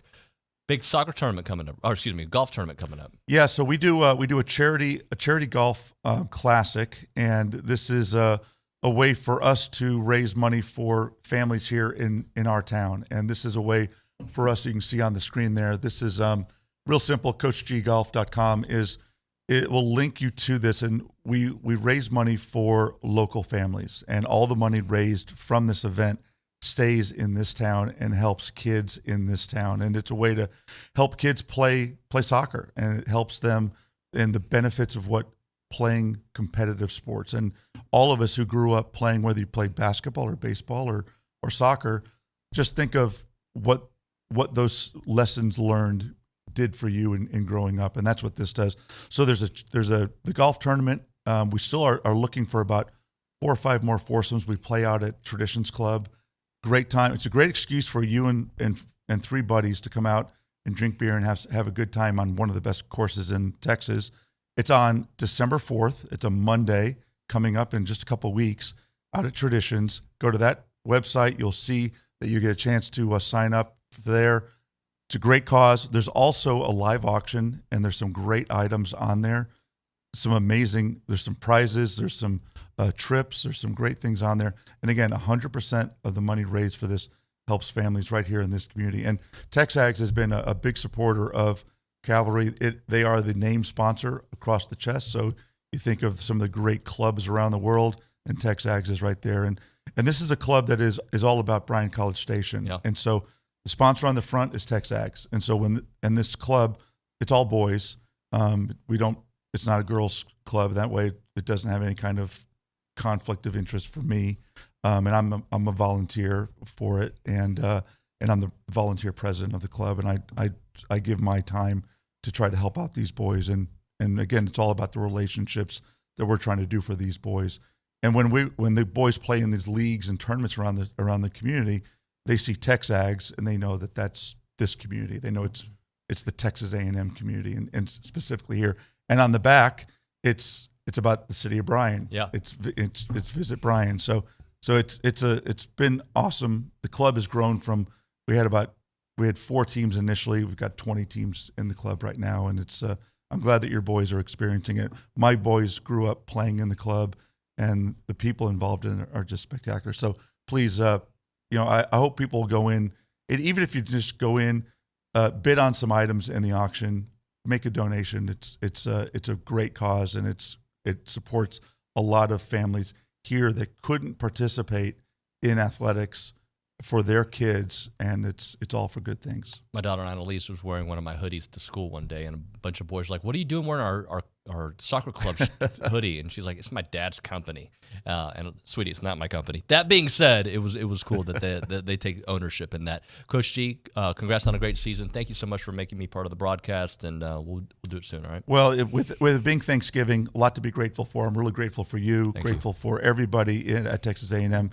For me to be here for 30 years, I mean, I talk about that I'm the luckiest guy and my family is very grateful for for everything that we've gotten from Texas A&M, and look forward to being here for the rest of our lives. Thank you so much, sir. Thank Appreciate you. When we come back on TexAgs Radio, Billy Liucci will be here in studio. That and more. It's TexAgs Radio.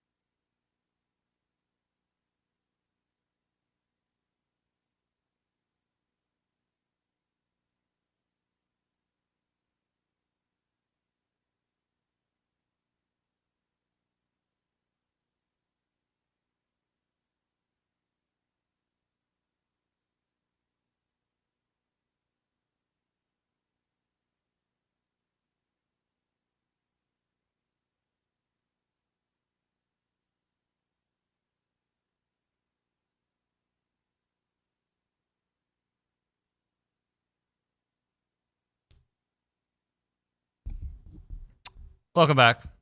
TexAgs Radio, presented by David Gardner's Jewelers. Rollo It's almost Insurance. like promoting Billy is the hardest thing to do, isn't it? You can't promote him. You know, I think hit times are more like a suggested time of leaving your house. To be fair, he was getting ready. I talked to him about like a little after 9. He was getting ready. So you got that. Well, the best part of it was I saw him through that window in the last 32 seconds. Through the looking glass, some would say. Yeah, the looking glass, which the new studio won't have. And I was like, the distraction glass. Well, it's also a place that people are like looking at, like what it feels like is like you're at the zoo and they're looking at animals when they look in here and like, oh, look, oh, there's a guy talking and there's, a screen. And the way they look at it, like a giraffes. But I saw him a moment ago. It's all right. Look, that's why they pay us the big bucks, to be able to talk.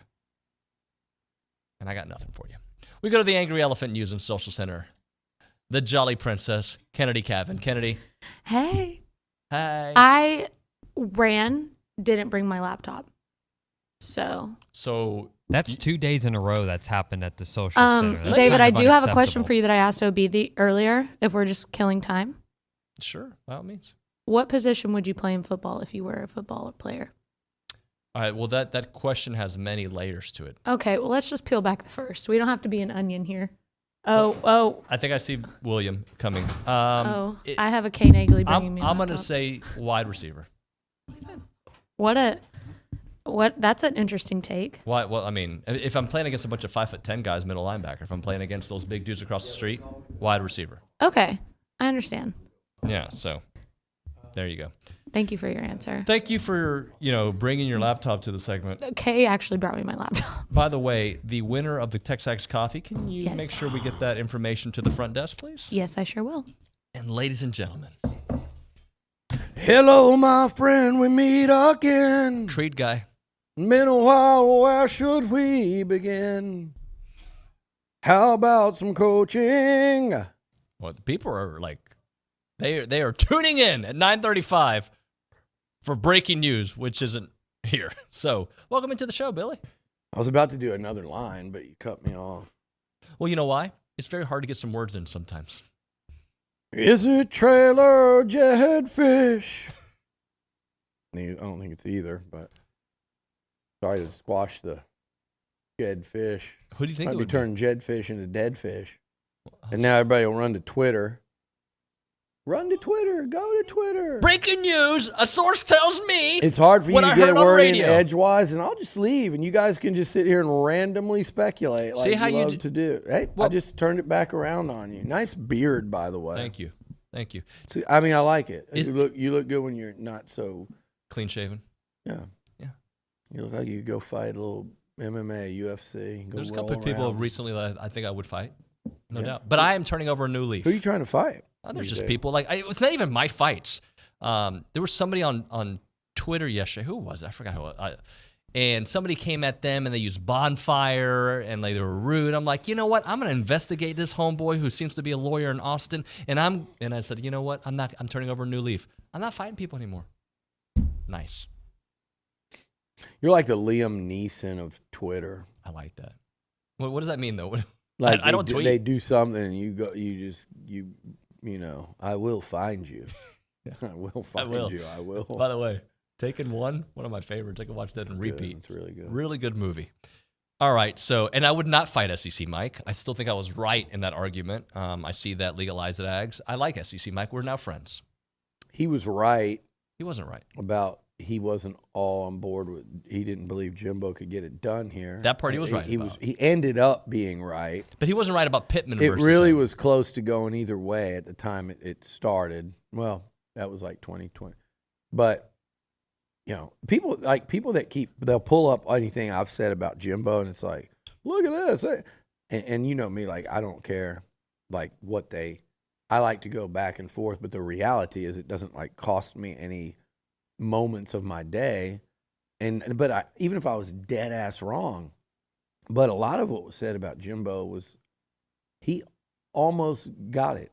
Like yep. they'll say, oh, he was COVID year, but they were 9-1. That team was built to be. Had it not been for the schedule change, they're probably 12-1, and Ohio State plays more games than just 5 or 6 that year.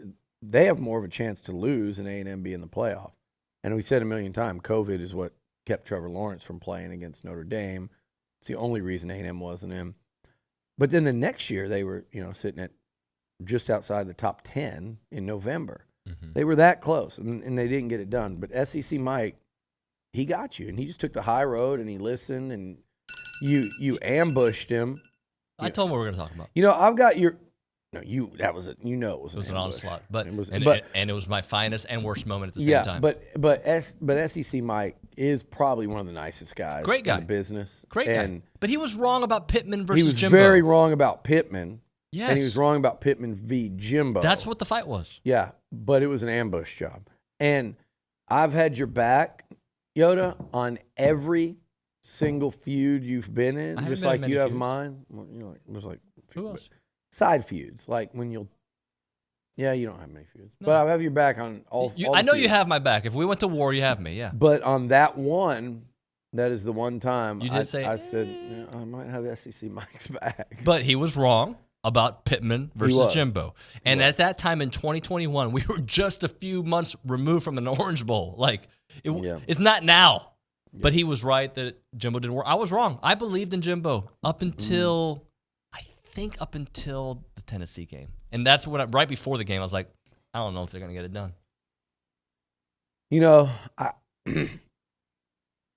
you look at tenures, right? Kevin Sumlin, to me, in hindsight, and even at the time, you started to tell it was like, man, how's he going to make it?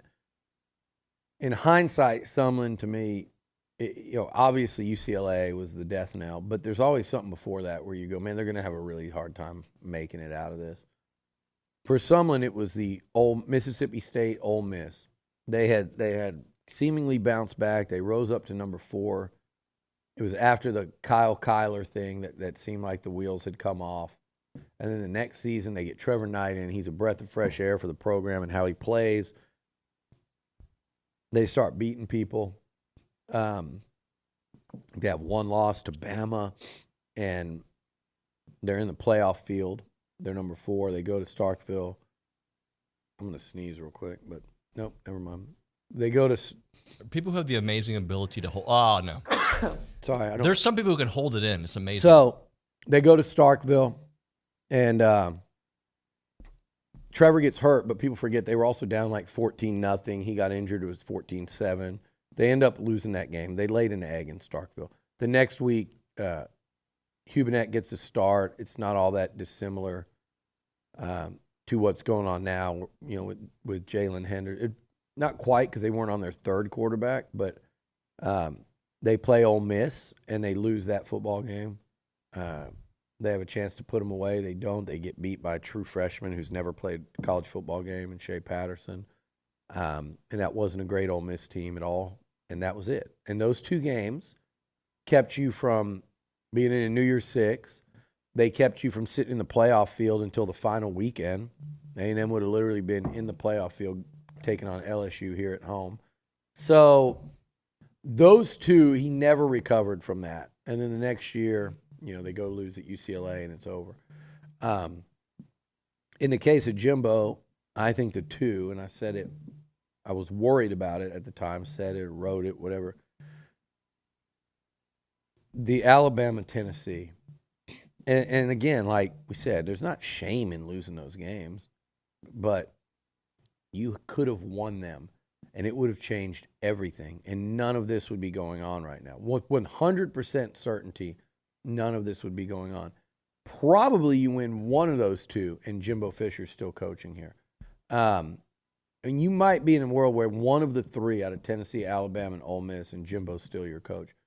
But losing those 2 back-to-back, the way A&M did, it was almost like they played well enough that it even made it worse because everyone was so frustrated because they knew how winnable each of those games were and what an opportunity it was for Jimbo, for the A&M program, and they let it slip through their fingers, both those games, for a million reasons, but due in large part because, horrific blocking in the second halves of those games, like atrocious.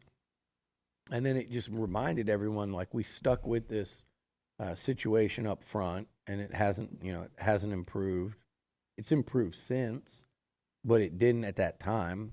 And I say it's improved since. Abilene Christian was getting after Jalen Henderson's butt early in that game on Saturday, but the frustration mounted, and I don't think he could recover from that in hindsight. Like, those 2 games were so winnable there, and it would have changed everything. I still, after Tennessee, I wouldn't have thought he's getting fired this year. I did, as you know, got to the point where I said he better beat Ole Miss or things are going to get real dicey. But even had he survived to next year, he would have been so far on the hot seat. You would have had a lot of portal mess coming up in December. I think the wheels that was your opportunity. It was that final fork in the road for Jimbo was the Alabama-Tennessee weeks back-to-back. And to come so close and not get over, and that kind of was, it kind of strongly resembled everything we saw during the tenure. They lost the game for a lot of the reasons that have always come up. To get that close, to have the talent level to match Alabama, but not win the game, like all of these things were kind of, it was just everything that was wrong come together to lead to them barely losing both games. And I think that was the final fork in the road. Just like for some, it was those 2 Mississippi games. Let's hit a break. We'll come back with a very short segment, and we'll try to get into some of the topics we had planned at 10 a.m. All right, you're listening to TexAgs Radio, presented by David Gardner's Jewelers.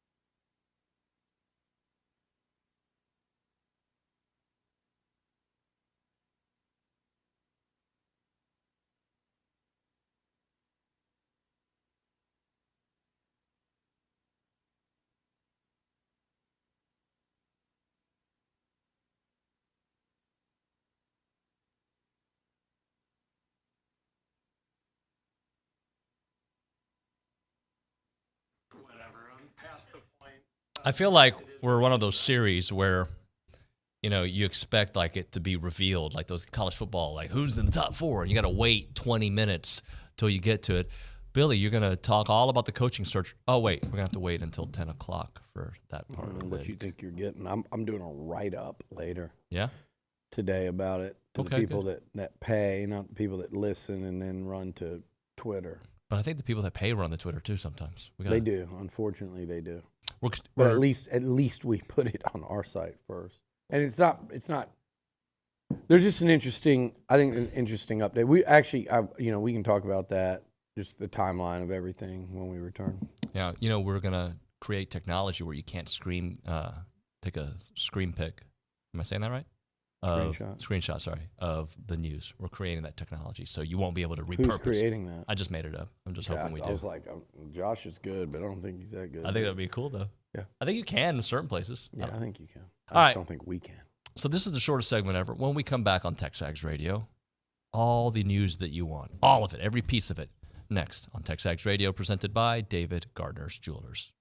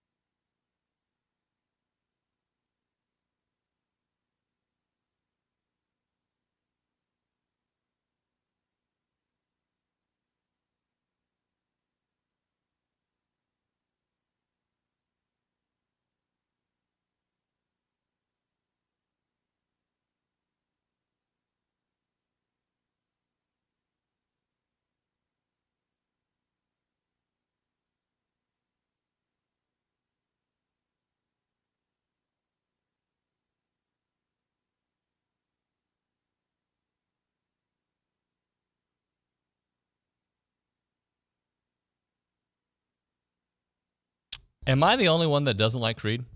I don't hate him, but like, whoa. I don't like listen. I would never in my life.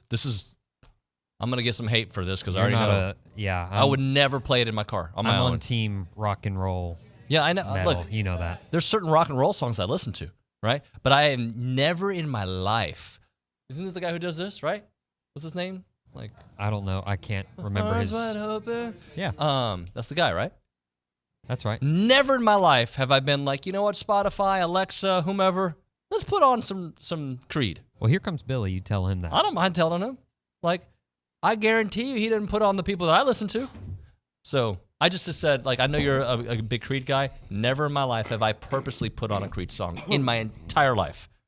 No, they're legends. I get it. Legends. They're legends. Yeah. They're as popular now as they've ever been. And it's kind of like a meme thing, but it's also because people like them. Listen, the Vikings are playing them now. You had the Rangers rode them to the World Series. They're back on tour. They're memed everywhere. They're playing them at Kyle Field the last couple weeks. So there you go. Well, look, obviously. I like them. Obviously, our audience is all about Creed. Now, like, I mean, so I know that I was going to lose. Do you this think one. I could drink this coffee like this and pour it and take a sip without spilling? I don't think you can. Okay, I won't try. But by the way, can I tell the people, thank you so much for watching on YouTube. We've got a lot of people that are watching for the first time or just don't come in often. Can you please? It helps our algorithm, and subscribe. We got a lot of folks. Can you explain an algorithm to the audience? Yeah, so basically, as you... I don't lie. Look. Oh my God. Like, I 20, could what is it, 22 years ago today? Yes. Could you hang out with that guy? Absolutely. The hell you... We had somebody in the studio that knows him, remember? Yeah, I know. And they say he's the best I'm trying guy. to get him to Kyle Field next year. That's the goal. The songs are good. And they're going to all come from Nashville. Yeah. And we're going to go sideline. We're going to bring... I don't know who's sweet will grace with Scott, and maybe whether the band wants to come or not. I don't know. But I'll say this. What I really need is like you're driving around in the car video. You talk about viral. It's like me singing, hello, my friend, we meet. And then all of a sudden I just kick it over to riding shotgun, Scott Stapp. And he's like, been a while, where should we? Could you imagine? I can imagine. Yeah. I could too. Yeah. All right. It's kind of like that's when I'll just retire from social media after that. Okay, here's the deal. Give us some coaching. No. Okay. Don't give us any coaching, What were you just talking about? YouTube algorithm, YouTube. Oh, I was in Kansas City. How was Monday? It was great. It was a blast. Monday night, and got to sit up in the suite with the Kelseys. It was really fun. The whole crew, like this whole Cleveland crew, or Ohio crew, is awesome. All his buddies from high school, and I've known a bunch of them for several years now. Got to get them to Kyle Field, but. We get on the bus. It's like a big bus, like bigger than a school. Just a giant bus painted Chiefs red. You go in there. It's like a limo inside, like a party bus. There's like probably 40 people in there.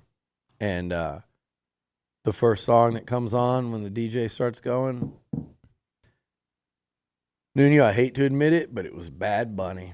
And I was just like, damn it, Nuño. It's not Creed. It's Bad Bunny. And it was great.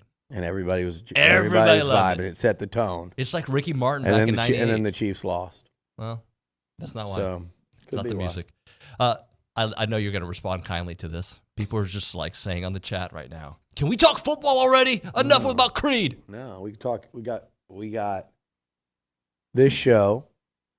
We've got what I'm writing. We got tomorrow's show, which I'm going to be on. We don't have tomorrow's show. It's Thanksgiving. We've got Friday's show for 2 hours, and we'll start talking football now. Hope that's good enough. Yes, sir. Where would you like to take this segment? Because I mean, we have coaching stuff we can get into. That you said there's a couple things. If you want to start with a little football, okay. I know there's stuff out there about Evan Stewart that Texas sources are putting. Those guys, they've just been foaming at the mouth, waiting for Evan Stewart. It's like a bizarre obsession and fascination. We're talking about like 3 years running, and with this, just dying for Evan Stewart to not succeed at A&M or to. No, he didn't miss he missed, 2 or 3 games this year, his numbers would be fine. But there's reports that he's not traveling this weekend. He's not going to play. That's still TBD. Right. You know, he was in the building at meetings yesterday, team meetings and stuff. So, you know, they put him on transfer portal watch. I would too. I would do that with, you know, a lot of the higher profile guys during a coaching change and that are going to have options. But I also would say, let's see who they hire, see if that changes anything, not just with him in particular, but with other guys. But, I mean, I think if we're being real honest, we're stating the obvious with some, you know, with certain guys that they're going to say, oh, he might go in the portal. We understand that during this coaching change. And I think there was a good chance that would have happened with Jimbo still here too. Maybe your best chance is with the coaching change. Or maybe with the coaching change you go, okay, you know, there's going to be some guys that go, and that's okay because there's going to be guys that come in. And I promise you they would do everything they could to keep Evan, but at the same point in time, you know, just like with any guy, it's not just him. It's every guy on the team. If they want to go portal, which is going to happen in a coaching change, and like I said, it might have happened even worse prior, depending on who you hire. The key in 2023 is to determine what is it going to take to keep him. You know, Texas, what their fans don't realize is they had to mortgage their soul to keep Xavier Worthy last year. He has won them some football games this year. It's worth it. But according to anyone that knows, even people over there, he had 1 foot out the door. You had to pull him back in. A team that A&M's playing this week in LSU, their people don't want to admit it. I've got one person saying Brian Kelly should sue me because I said I'd heard that he might be interested in the Michigan job if it opens up. And somebody on Twitter keeps saying that Brian Kelly should file a defamation suit against me over it, which this is the funniest thing I've heard in a while. But that same person might throw a fit when they hear that Malik Neighbors behind the scenes was telling a lot of people allegedly that he was likely to go in the portal last year. And I'm sure LSU got wind of it. I'm sure their people mobilized and they made sure he didn't. And that's been the best thing that could have happened for them. That guy's been incredible. He's record-setting year. He's doing numbers that are comparable to when Devontae Smith won the Heisman at Alabama. So you have to factor in when these things happen, and my point is it's happening everywhere, even when there's not coaching changes. But you have to decide who you're going all in on, and then it reaches a point with any given player where you go, okay, it's going to take too much to keep said offensive lineman. So instead, we can go get a comparable offensive lineman that's as good, in a perfect world, better, if you're fortunate enough, but at least somebody that's as good or damn near as good. And we could also go get out of the portal a starting SEC cornerback. So once you hit that point where you go, we can be just as good off at O-line and get better at corner for what it would take to keep that offensive lineman, that's what you call roster management in 2023, and that's how you win. And that applies to, you know, and I'm using Evan as an example because of that report, but as of yesterday, there's still a chance he can play this weekend and travel. That's not a done deal. But again, like if he doesn't practice all week, then he won't travel because that's anybody ever. Right. That's not punishment. If they can't play, a lot of times they're just not going to go. So we'll see, you know, in the next, it's only, yesterday was Tuesday, okay? If guys practice Wednesday, they're going to travel and be available to play. And he is healthy from everything I've heard. So, bottom line for this game, I want guys that want to be out there. Mm-hmm. And that's all you. There ain't no doubt. We're coming up, David. Go ahead. No, just that's my point. Like, just like if you want to be out there, because this should mean something, not only because it's LSU, because of the 9-game losing streak on the road, because this is the end chapter of this regime. Without Jimbo, I understand, but like this is it. This is where it all. And do you want to leave A&M on a 10-game road losing streak if you're moving on to the NFL or if you're going to transfer somewhere else? No, this game matters. I don't know if any individual player is like, I can't let that losing streak get to 10. But I think most of the ones that are football players, that are competitors, that are like dogs, will say, man, it's LSU. We beat them last year. They're going to try to get revenge. They're ranked really high. We're not. We don't have our head coach. They're going to try to embarrass us. I really love Elijah. I want to win this game for him. I want to win this game for my seniors.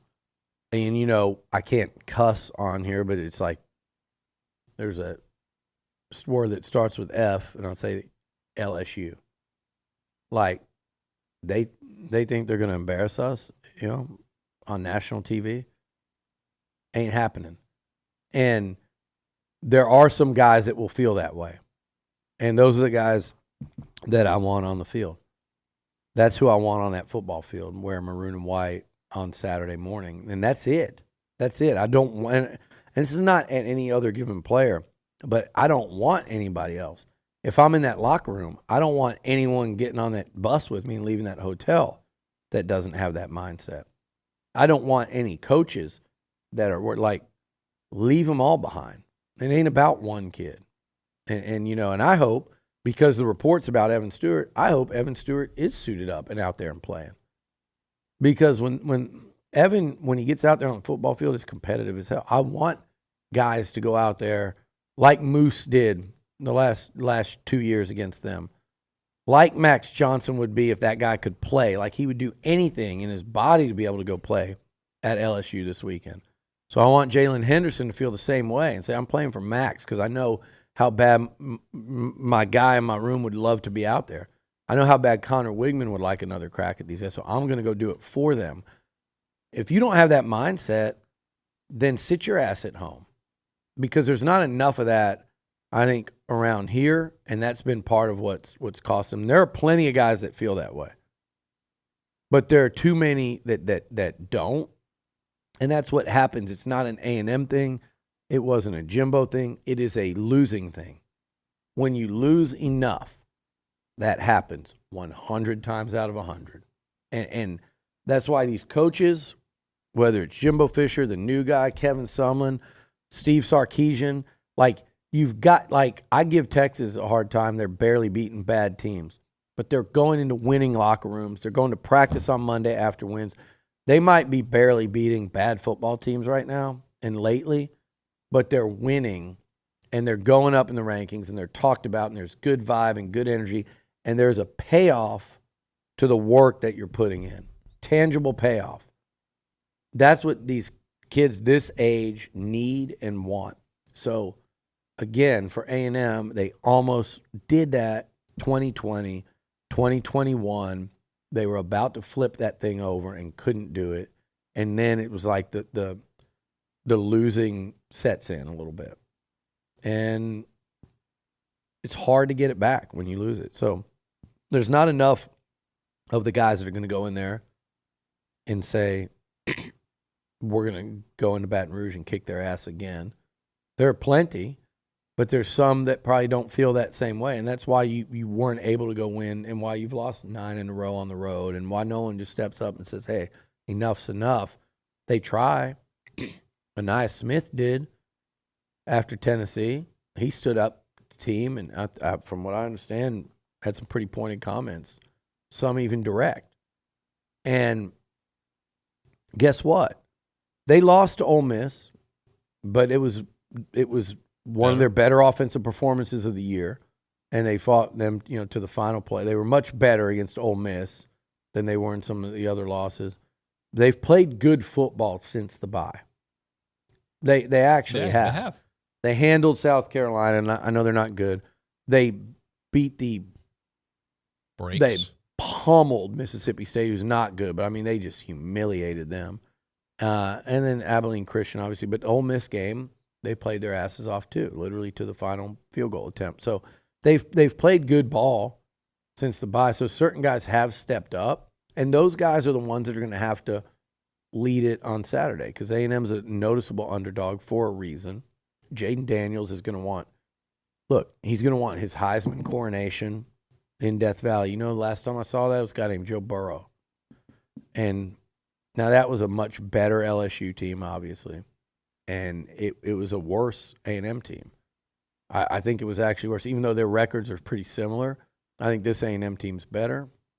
We're on the 1-year anniversary, by the way, weekend-wise, of Devon Achane not needing to play in that game and going out and running for 228 on like 38 carries or whatever it was. Like, legendary performance by a guy that didn't have to play. I'd have that on repeat for a lot of these guys. Christian Kirk playing in a bowl game against Wake Forest before he's going to the NFL. Myles Garrett playing in the bowl game against Kansas State. This is not even a bowl game. This is a freaking team in your conference, in your division.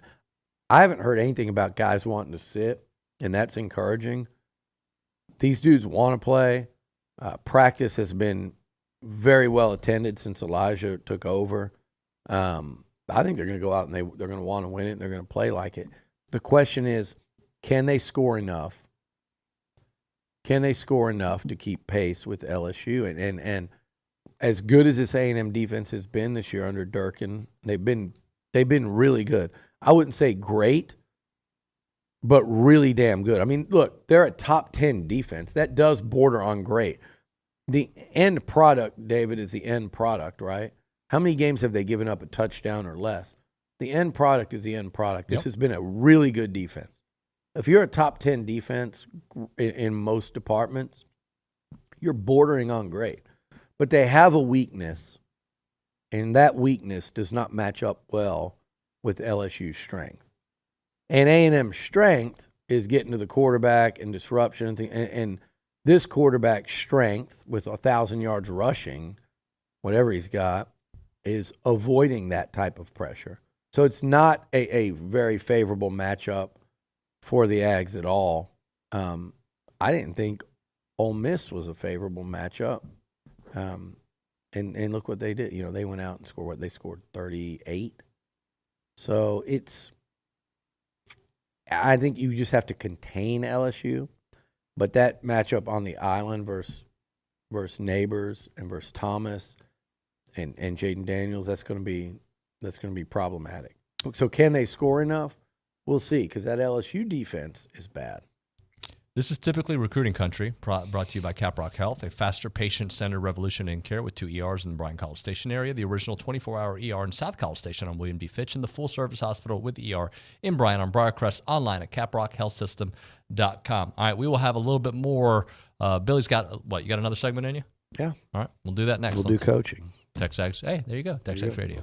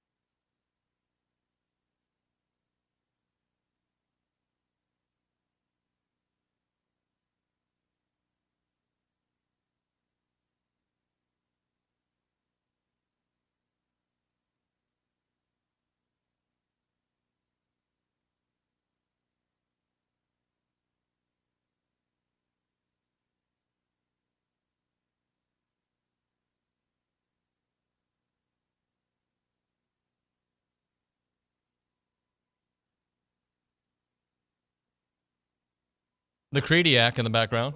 TexAgs Radio, presented by David Gardner's Jewelers Rollo Insurance Studio. So, guys, those of you upset about coaching, I've tried. I tried every segment, right? I tried segment. Oh, you want to talk about coaching? No, let's talk about Creed. Hey, you want to talk about coaching? No, I want to talk about football. Yeah. All right, next segment. We're going to talk about coaching. I've tried. I know a lot of you like to make me the villain in this situation. I've tried. Do a wide shot, if you guys don't mind. Show the studio. He's not here. He will be here in a moment, though. That I can guarantee. And we will try to get what we can get. Trust me, guys. I want to know, too. Right? Sometimes I'm very plugged in. I'm not plugged in right now. He's got to give me some info. So, and I know he'll have a deeper dive today on TexAgs.com. So if you're not a premium subscriber and you want the real deep dive, that'll be on there. But I know he is going to give us a couple things. If you want to text and complain, you guys do that well. You can do that at 979-693-1150. If you want to say Happy Thanksgiving, we'll accept that as well. 979-693-1150. Those are the two ways to get in part of the show. And I'll just read a text as I try to tap dance for a moment. And this is from Tayag in Taylor. And he says, while it's been a disappointing year, it seems LSU doesn't get near the scrutiny as us. If we beat LSU and end with the same record ahead of them in the West, then he says, beat the hell out of LSU.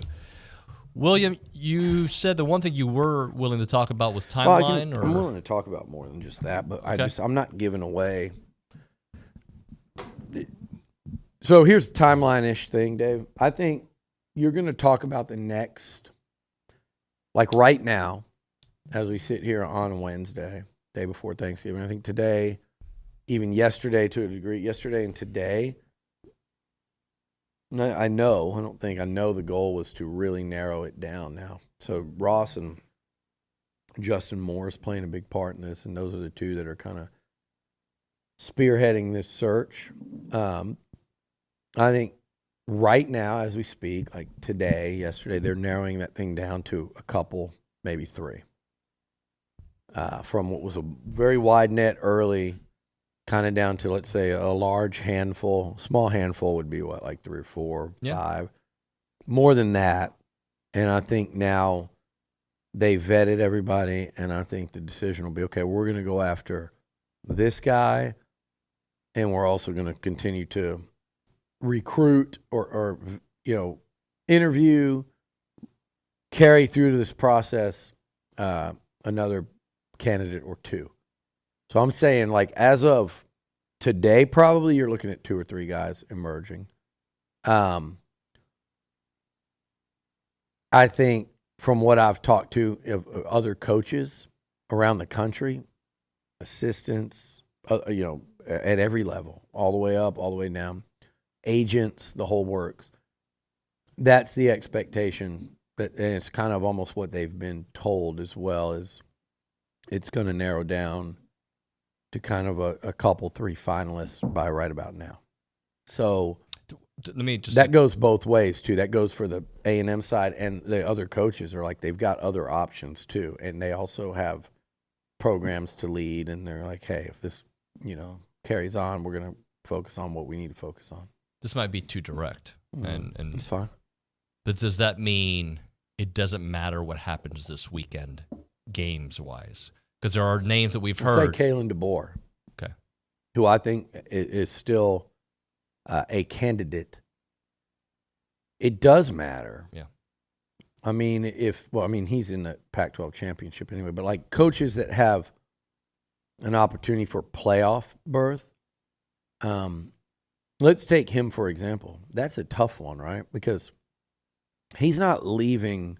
And from everything I've heard about this guy, he is not one that will leave a job unfinished.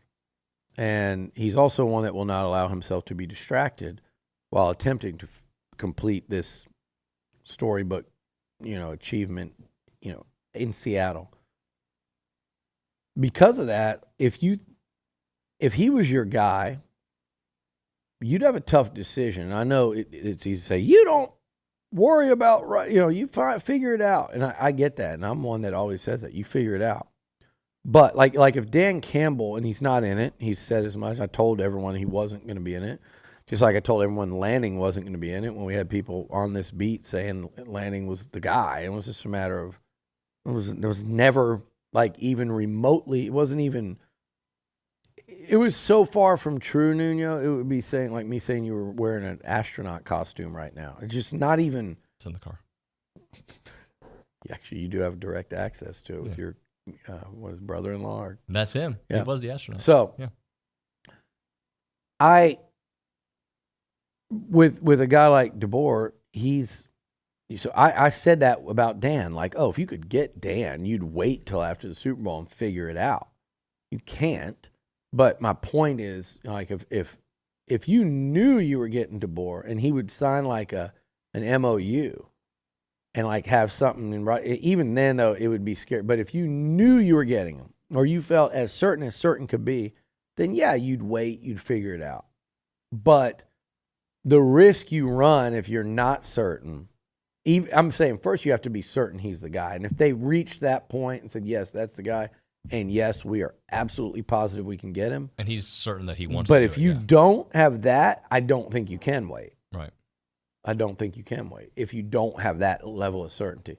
And my guess is that A&M would not have that level of certainty because DeBoer will not engage to those levels. And I know there's other stuff that can go on with agents and stuff. My guess would be I don't think that will end up being a thing, but I would not. You're not ruling it out. I would not zonk him off the list of candidates. I would not zonk Elko off the list of candidates. There are a lot of people I would zonk off. I would not zonk off Ryan Day.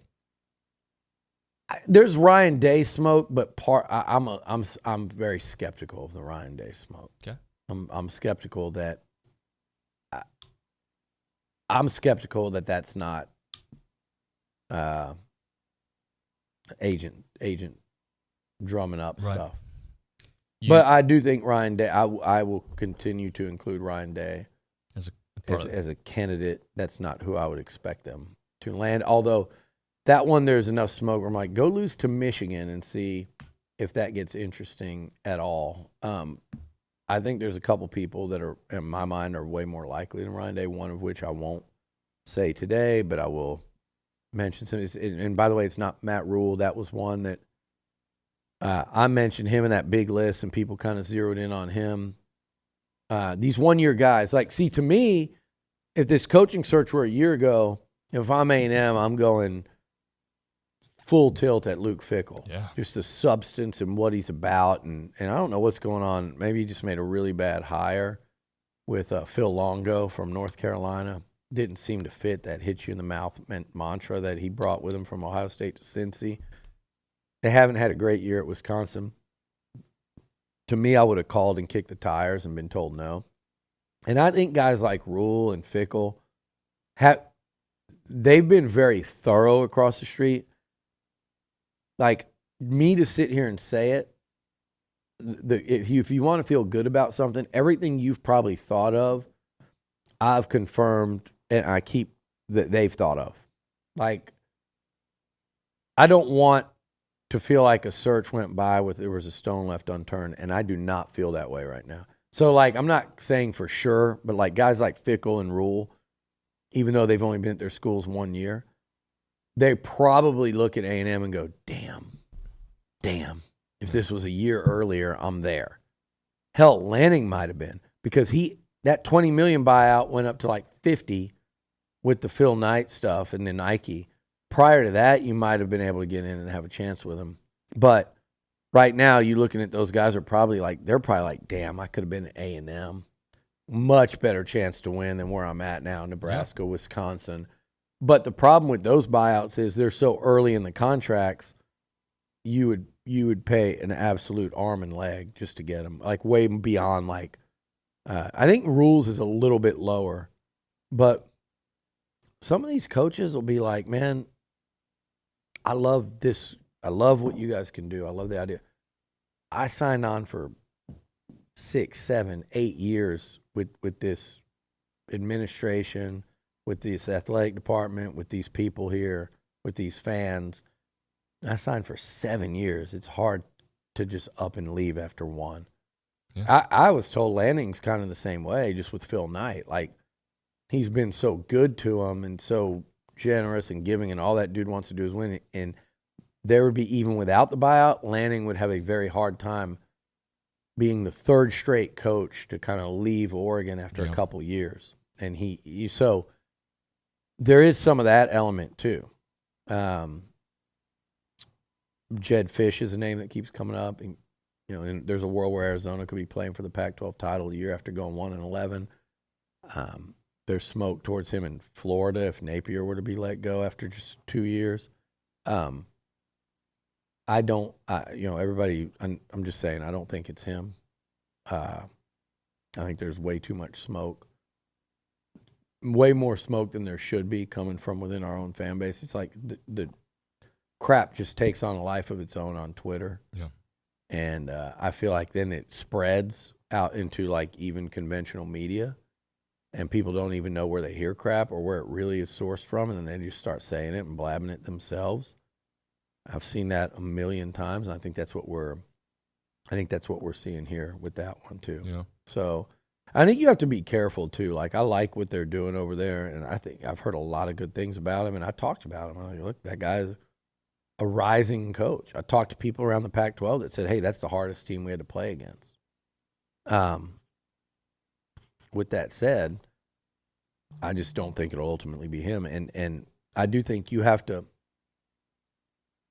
this job, right, you better hire someone that kind of really understands what they're walking into in this conference, in this in this state, on this stage where A&M is in this unique place because they haven't won a national title, they haven't competed for one, they haven't been in a playoff, they haven't won an SEC. It's like, haven't won a conference title since I was in college, you and I.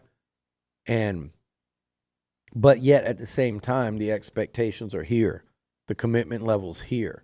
The facilities, the fan support, the talent level's here. So there is an expectation that you're coming in to win an SEC title. You're coming in to make the playoffs. You're coming in to compete for championships.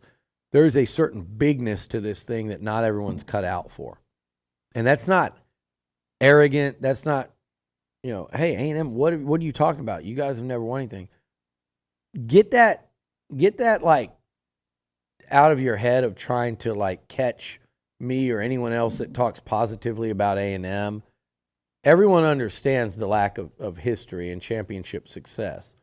That doesn't, the past does not mean it can't happen in the future. And anyone that's a decision maker here, anyone that walks in as a coach, as a player, I'm glad they don't think the way you losers do. Okay? I'm glad they don't, because I got a news flash for any other fan base. Even the ones that collect championships have gone through 10, 15, 20, 30 years of doing nothing. And so they come out of it, and the only reason they come out of it is they make the right hire. Nick Saban at Michigan State was a different Nick Saban. He was a riser. He had come from the NFL. All of a sudden, it's like, damn, he's doing good. What was to come? And then Manning, and then T. Martin, and they win it. What have they done since? It happens to the best of them. USC's trying to figure it out. Texas wandered in the desert. They think they're out of it. They've had a great year. Jimbo had a great year at A&M. Very similar to what Sark's doing in year 3. But Texas has wandered in the desert since Colt McCoy. It happens to everyone. And you know why it happens? You're hiring the wrong coaches, or you hold on to a coach too long, or you hire. And A&M's just got to get the right guy. But I think the right guy still has to be equipped to handle what this job is and how big it is and what the expectations are. And people outside can call it unrealistic or whatnot. That's stupid. That's stupid. It's not unrealistic. It's a fair expectation. And you keep going until you find the coach that can live up to that expectation. And there's somebody out there. There's somebody out there. And so you keep chipping away. Sumlin got close early. Jimbo got close, years 3 and 4. Somebody can flip that. You don't think if they had Urban Meyer, I don't believe is the guy. You don't think they could have hired Urban Meyer out of Bowling Green and he come to A&M, not from Bowling Green, but from Utah. Had he come to A&M from Utah, do you not think he could have won massively at Texas A&M? Of course he could have.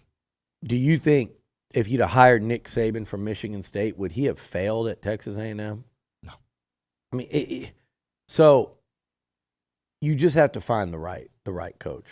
And to me, the other thing they have to be is you look every team that's won. And I say this all the time. You can't win in this league without elite, great players. And A&M's got elite players. There's some positions where we clearly see that they need to upgrade, but their roster is equipped to win an SEC title. They were this year. They were last year. Depending on how you portal in and out, they should be next year. They've got the talent, and that you can't win this conference without that. No one ever has. Who has? Bama. Georgia lately, Bama before that.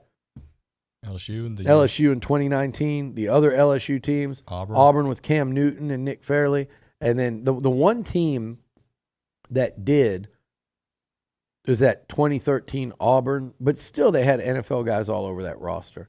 You got to have that. And my point in saying that is you better have a guy that can recruit that. And Jimbo could. That's the one, not the one, but it's one of the things that he really did bigger and better than anyone that's been through here. He had that level of talent. I say ever, Jackie and early RC did that. But since they've been in the Big 12 SEC, like Jimbo's done that better than anyone has. So you have to have a coach that can do that. So you go pull some guy from, wherever that's not ready to come into Texas and recruit Texas and throughout the Southeast at a high clip and go beat Nick Saban and Kirby and Dabo and Norvell now with what he's got going at Florida State and Sark and Venables and Kelly. If you can't consistently win battles like that, which that's what Jimbo did, that is the new bare minimum if you really want to compete. Thank you, Billy. Thanks, David. Appreciate you. Happy Thanksgiving. Right now, we're talking Caprock Health System, highly personalized emergency care. If you go to a Caprock hospital, their patients are going to benefit from a very unique one-on-one experience. And should your stay require you to be there a little bit longer than needed, they're going to manage every single element of your visit with a very low doctor and nurse-patient ratio, which means their medical team gets to know you and your individual needs. They got hotel-quality rooms. It's a great place to go when you are feeling terrible because their sole purpose is to make you feel better. That's what they do. 100% locally owned and operated health care system in the Brazos Valley, putting the patient first in every decision that they make. 2 state-of-the-art facilities designed for patient healing and family friendliness. Caprock 24-hour emergency center in College Station and Caprock Hospital in Bryan. Both facilities have 0 wait time. Go check them out. Caprock Hospital in Bryan and Caprock 24-hour emergency center in College Station.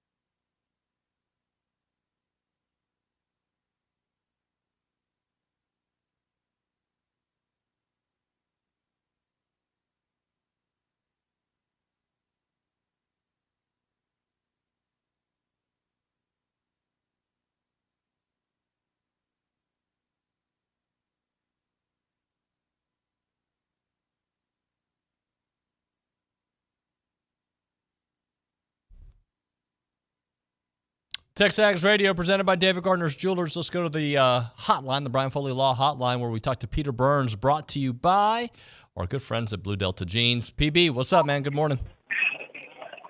I cannot believe the amount of hatred I'm getting because of my holiday rankings on the show this morning. I mean, the fact that I didn't have Thanksgiving as one of my top 3 holidays, I mean, people are ripping me for it. I mean, I'm not anti-Thanksgiving, David. I'm just making sure people know that's not the number one holiday that's out.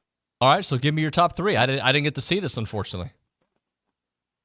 I go, obviously Christmas is number 1 on the list. I go 4th of July because it's the middle of the summer, you're having a blast. And I think I'm going to put Labor Day above Thanksgiving if for no other reason. It's like the unofficial kickoff of football season. So that's my hill that I'm going to die on. I think Thanksgiving might make it over 4th of July for me, but that's because I've worked every 4th of July. Well, maybe not here at TexAgs, but before that was kind of a work day for me. Hey, how would you categorize this LSU season based on what the expectations were coming this year, the defense, the amazing offense? Just how would you say this season, like how would you look at it?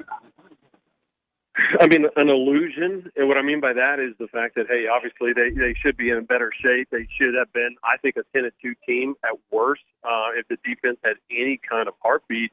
But I say illusion because all of it changes if Jaden Daniels ends up winning the Heisman, right? I mean, like people in Baton Rouge are going to forget about this season and how disappointing it was if Jaden ends up having the Heisman Trophy and he has a monster game against Texas A&M. Like, there's going to be some juice inside of Tiger Stadium on Saturday. The fact of, LSU fans want revenge from last year when A&M basically ruined their trip to Atlanta. And just the fact of getting Jaden an opportunity to win the Heisman because he's going to have to put up some monster numbers against the damn stingy A&M defense. Talking to Peter Burns here on TexAgs Radio, presented by David Gardner's Jewelers. All right, for both programs, let's look at it for both programs. A&M's going in a different direction. What does this game mean when we look at the totality of the season? A&M, a bad year, but you win this game, 9 wins is still in play. LSU lost to A&M last year when they had these big visions. If they lose this one, when we look at the totality for both programs, how does this game play into the equation? Yeah, I mean, I think it plays huge for obviously both. I mean, I just gave you the reasons for LSU, but for A&M, it's hey, how can you gain some momentum coming in? And, I mean, this game scares me for LSU because if you're A&M, aren't you playing pretty loose, right? Like, you have an opportunity to go out and have a little bit of fun. It's on the road. You create a good environment, and there's no real pressure on you to win this, right? Your head coach is gone. You're almost kind of auditioning for the next group that's out there. So I think that's what makes this game a little bit more dangerous than others. And for A&M, it's about, hey, can you start getting into LSU's psyche, right? Like, there's something about Auburn that gets into the Alabama psyche when that game is played at Jordan-Hare. And I think that's a monster role is, hey, when you have, the right coach in there and everything's going right for A&M, can you notch another victory to where LSU's like, damn, I know we're really good every year, but then we got to play A&M and they always give us hell. Like, this is almost a mentality and kind of what you're branding your football team to be the rest of the year and the rest of the next couple of seasons. Because you and I both know if you get the right coach in A&M, next year this game is potentially for a college football playoff spot. I think A&M has the roster to be able to do it, and I think LSU will have the roster to be able to do it. So this is all about, like, hey, how are you kind of, imposing your will on a brand of a team late into the season? Talking to Peter Burns here on TexAgs Radio, presented by David Gardner's Jewelers here in the Rollo Insurance Studio. If there's been a moment or a game or a situation where LSU's offense has struggled, I talked to an insider yesterday that said that hasn't been the case. Have you seen windows where LSU's offense has misfired? Maybe for a drive. I mean, they literally, in last, 2 weeks ago, they went 13 straight possessions with a touchdown. I mean, like that, they weren't even doing that in 2019. And so they had figured it out. The problem is that, Henderson and everybody else for A&M, they just got to keep pace right now because it's not a matter of if LSU is going to score. Like, I would be absolutely flabbergasted if they don't score 31 points. The question is will A&M miss their opportunity to hold serve and continue to score against an LSU defense that, it's bad. I mean, this is as bad as I've ever seen it. I mean, what LSU is right now is what, USC has been like over the last 2 seasons. where they have a Heisman Trophy candidate person, quarterback. But then on the flip side of it, their defense is absolutely atrocious, and it killed the USC Trojans, and it's killing LSU this year. Peter, last thing for you, Heisman-wise, I know that you have Jaden and Bo Nix as your two people. What is it going to take for either of them to be in pole position?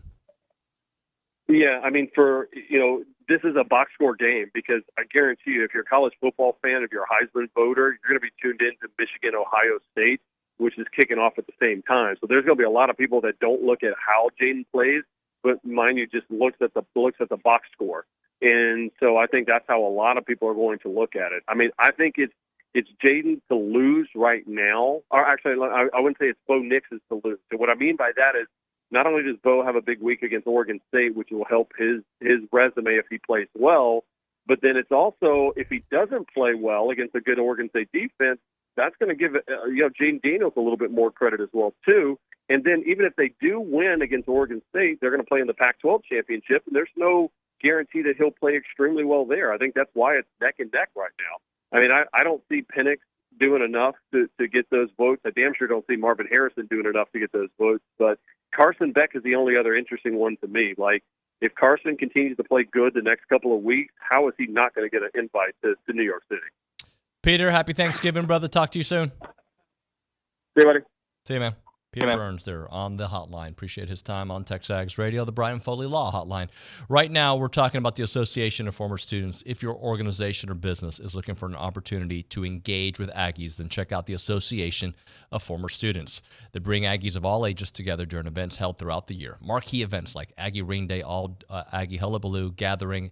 They all welcome tens of thousands of guests, and there are many sponsorship and vendor opportunities available to get your brand in front of the attendees. All events offer a wide variety of both digital and in-person options to promote your brand. Options include title sponsorship, naming, on-site presence, activation, recognition, and social media posts, and much, much more.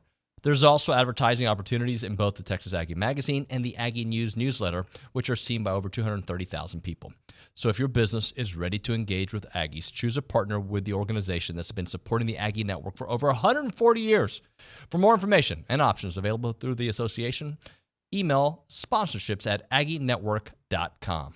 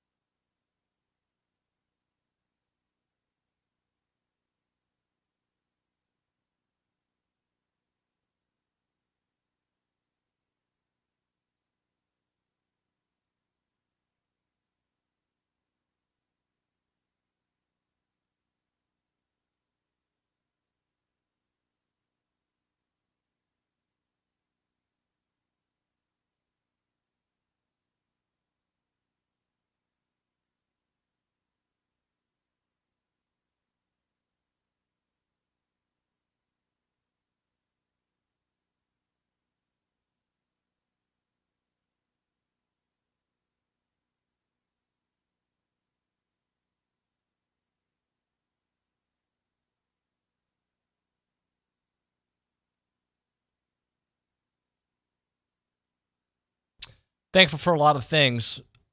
This awesome job, this great community, Texas A&M. You know, I'm really thankful for hope. To be honest with you guys, we're fans just like you guys. Yeah, I'm a pseudo journalist in this chair, but I reached a point where I was like, man, I just don't know, and I got hope again. And whenever the coach is named here in a few days, in a week or 2 weeks, whenever it may be, right? People are going to poke holes on it, in it, like I said. Oh, if it's Elko, if it's DeBoer, if it's Lane Kiffin, if it's Pablo Escobar. He's in the top 5, by the way. People are going to poke holes. But I'm just excited there's new hope. And to borrow that Star Wars term again, there is a new hope. And we'll have it even strengthened once the coach is named. But we're at a great place that makes things happen. All right, guys, that's going to do it for TexAgs Radio on a Wednesday. Happy Thanksgiving to everyone. My thanks to all the folks at Brian Broadcasting, and, of course, Nick Savage and Kennedy Cavan and Billy Liucci and OB. We will see you all Friday.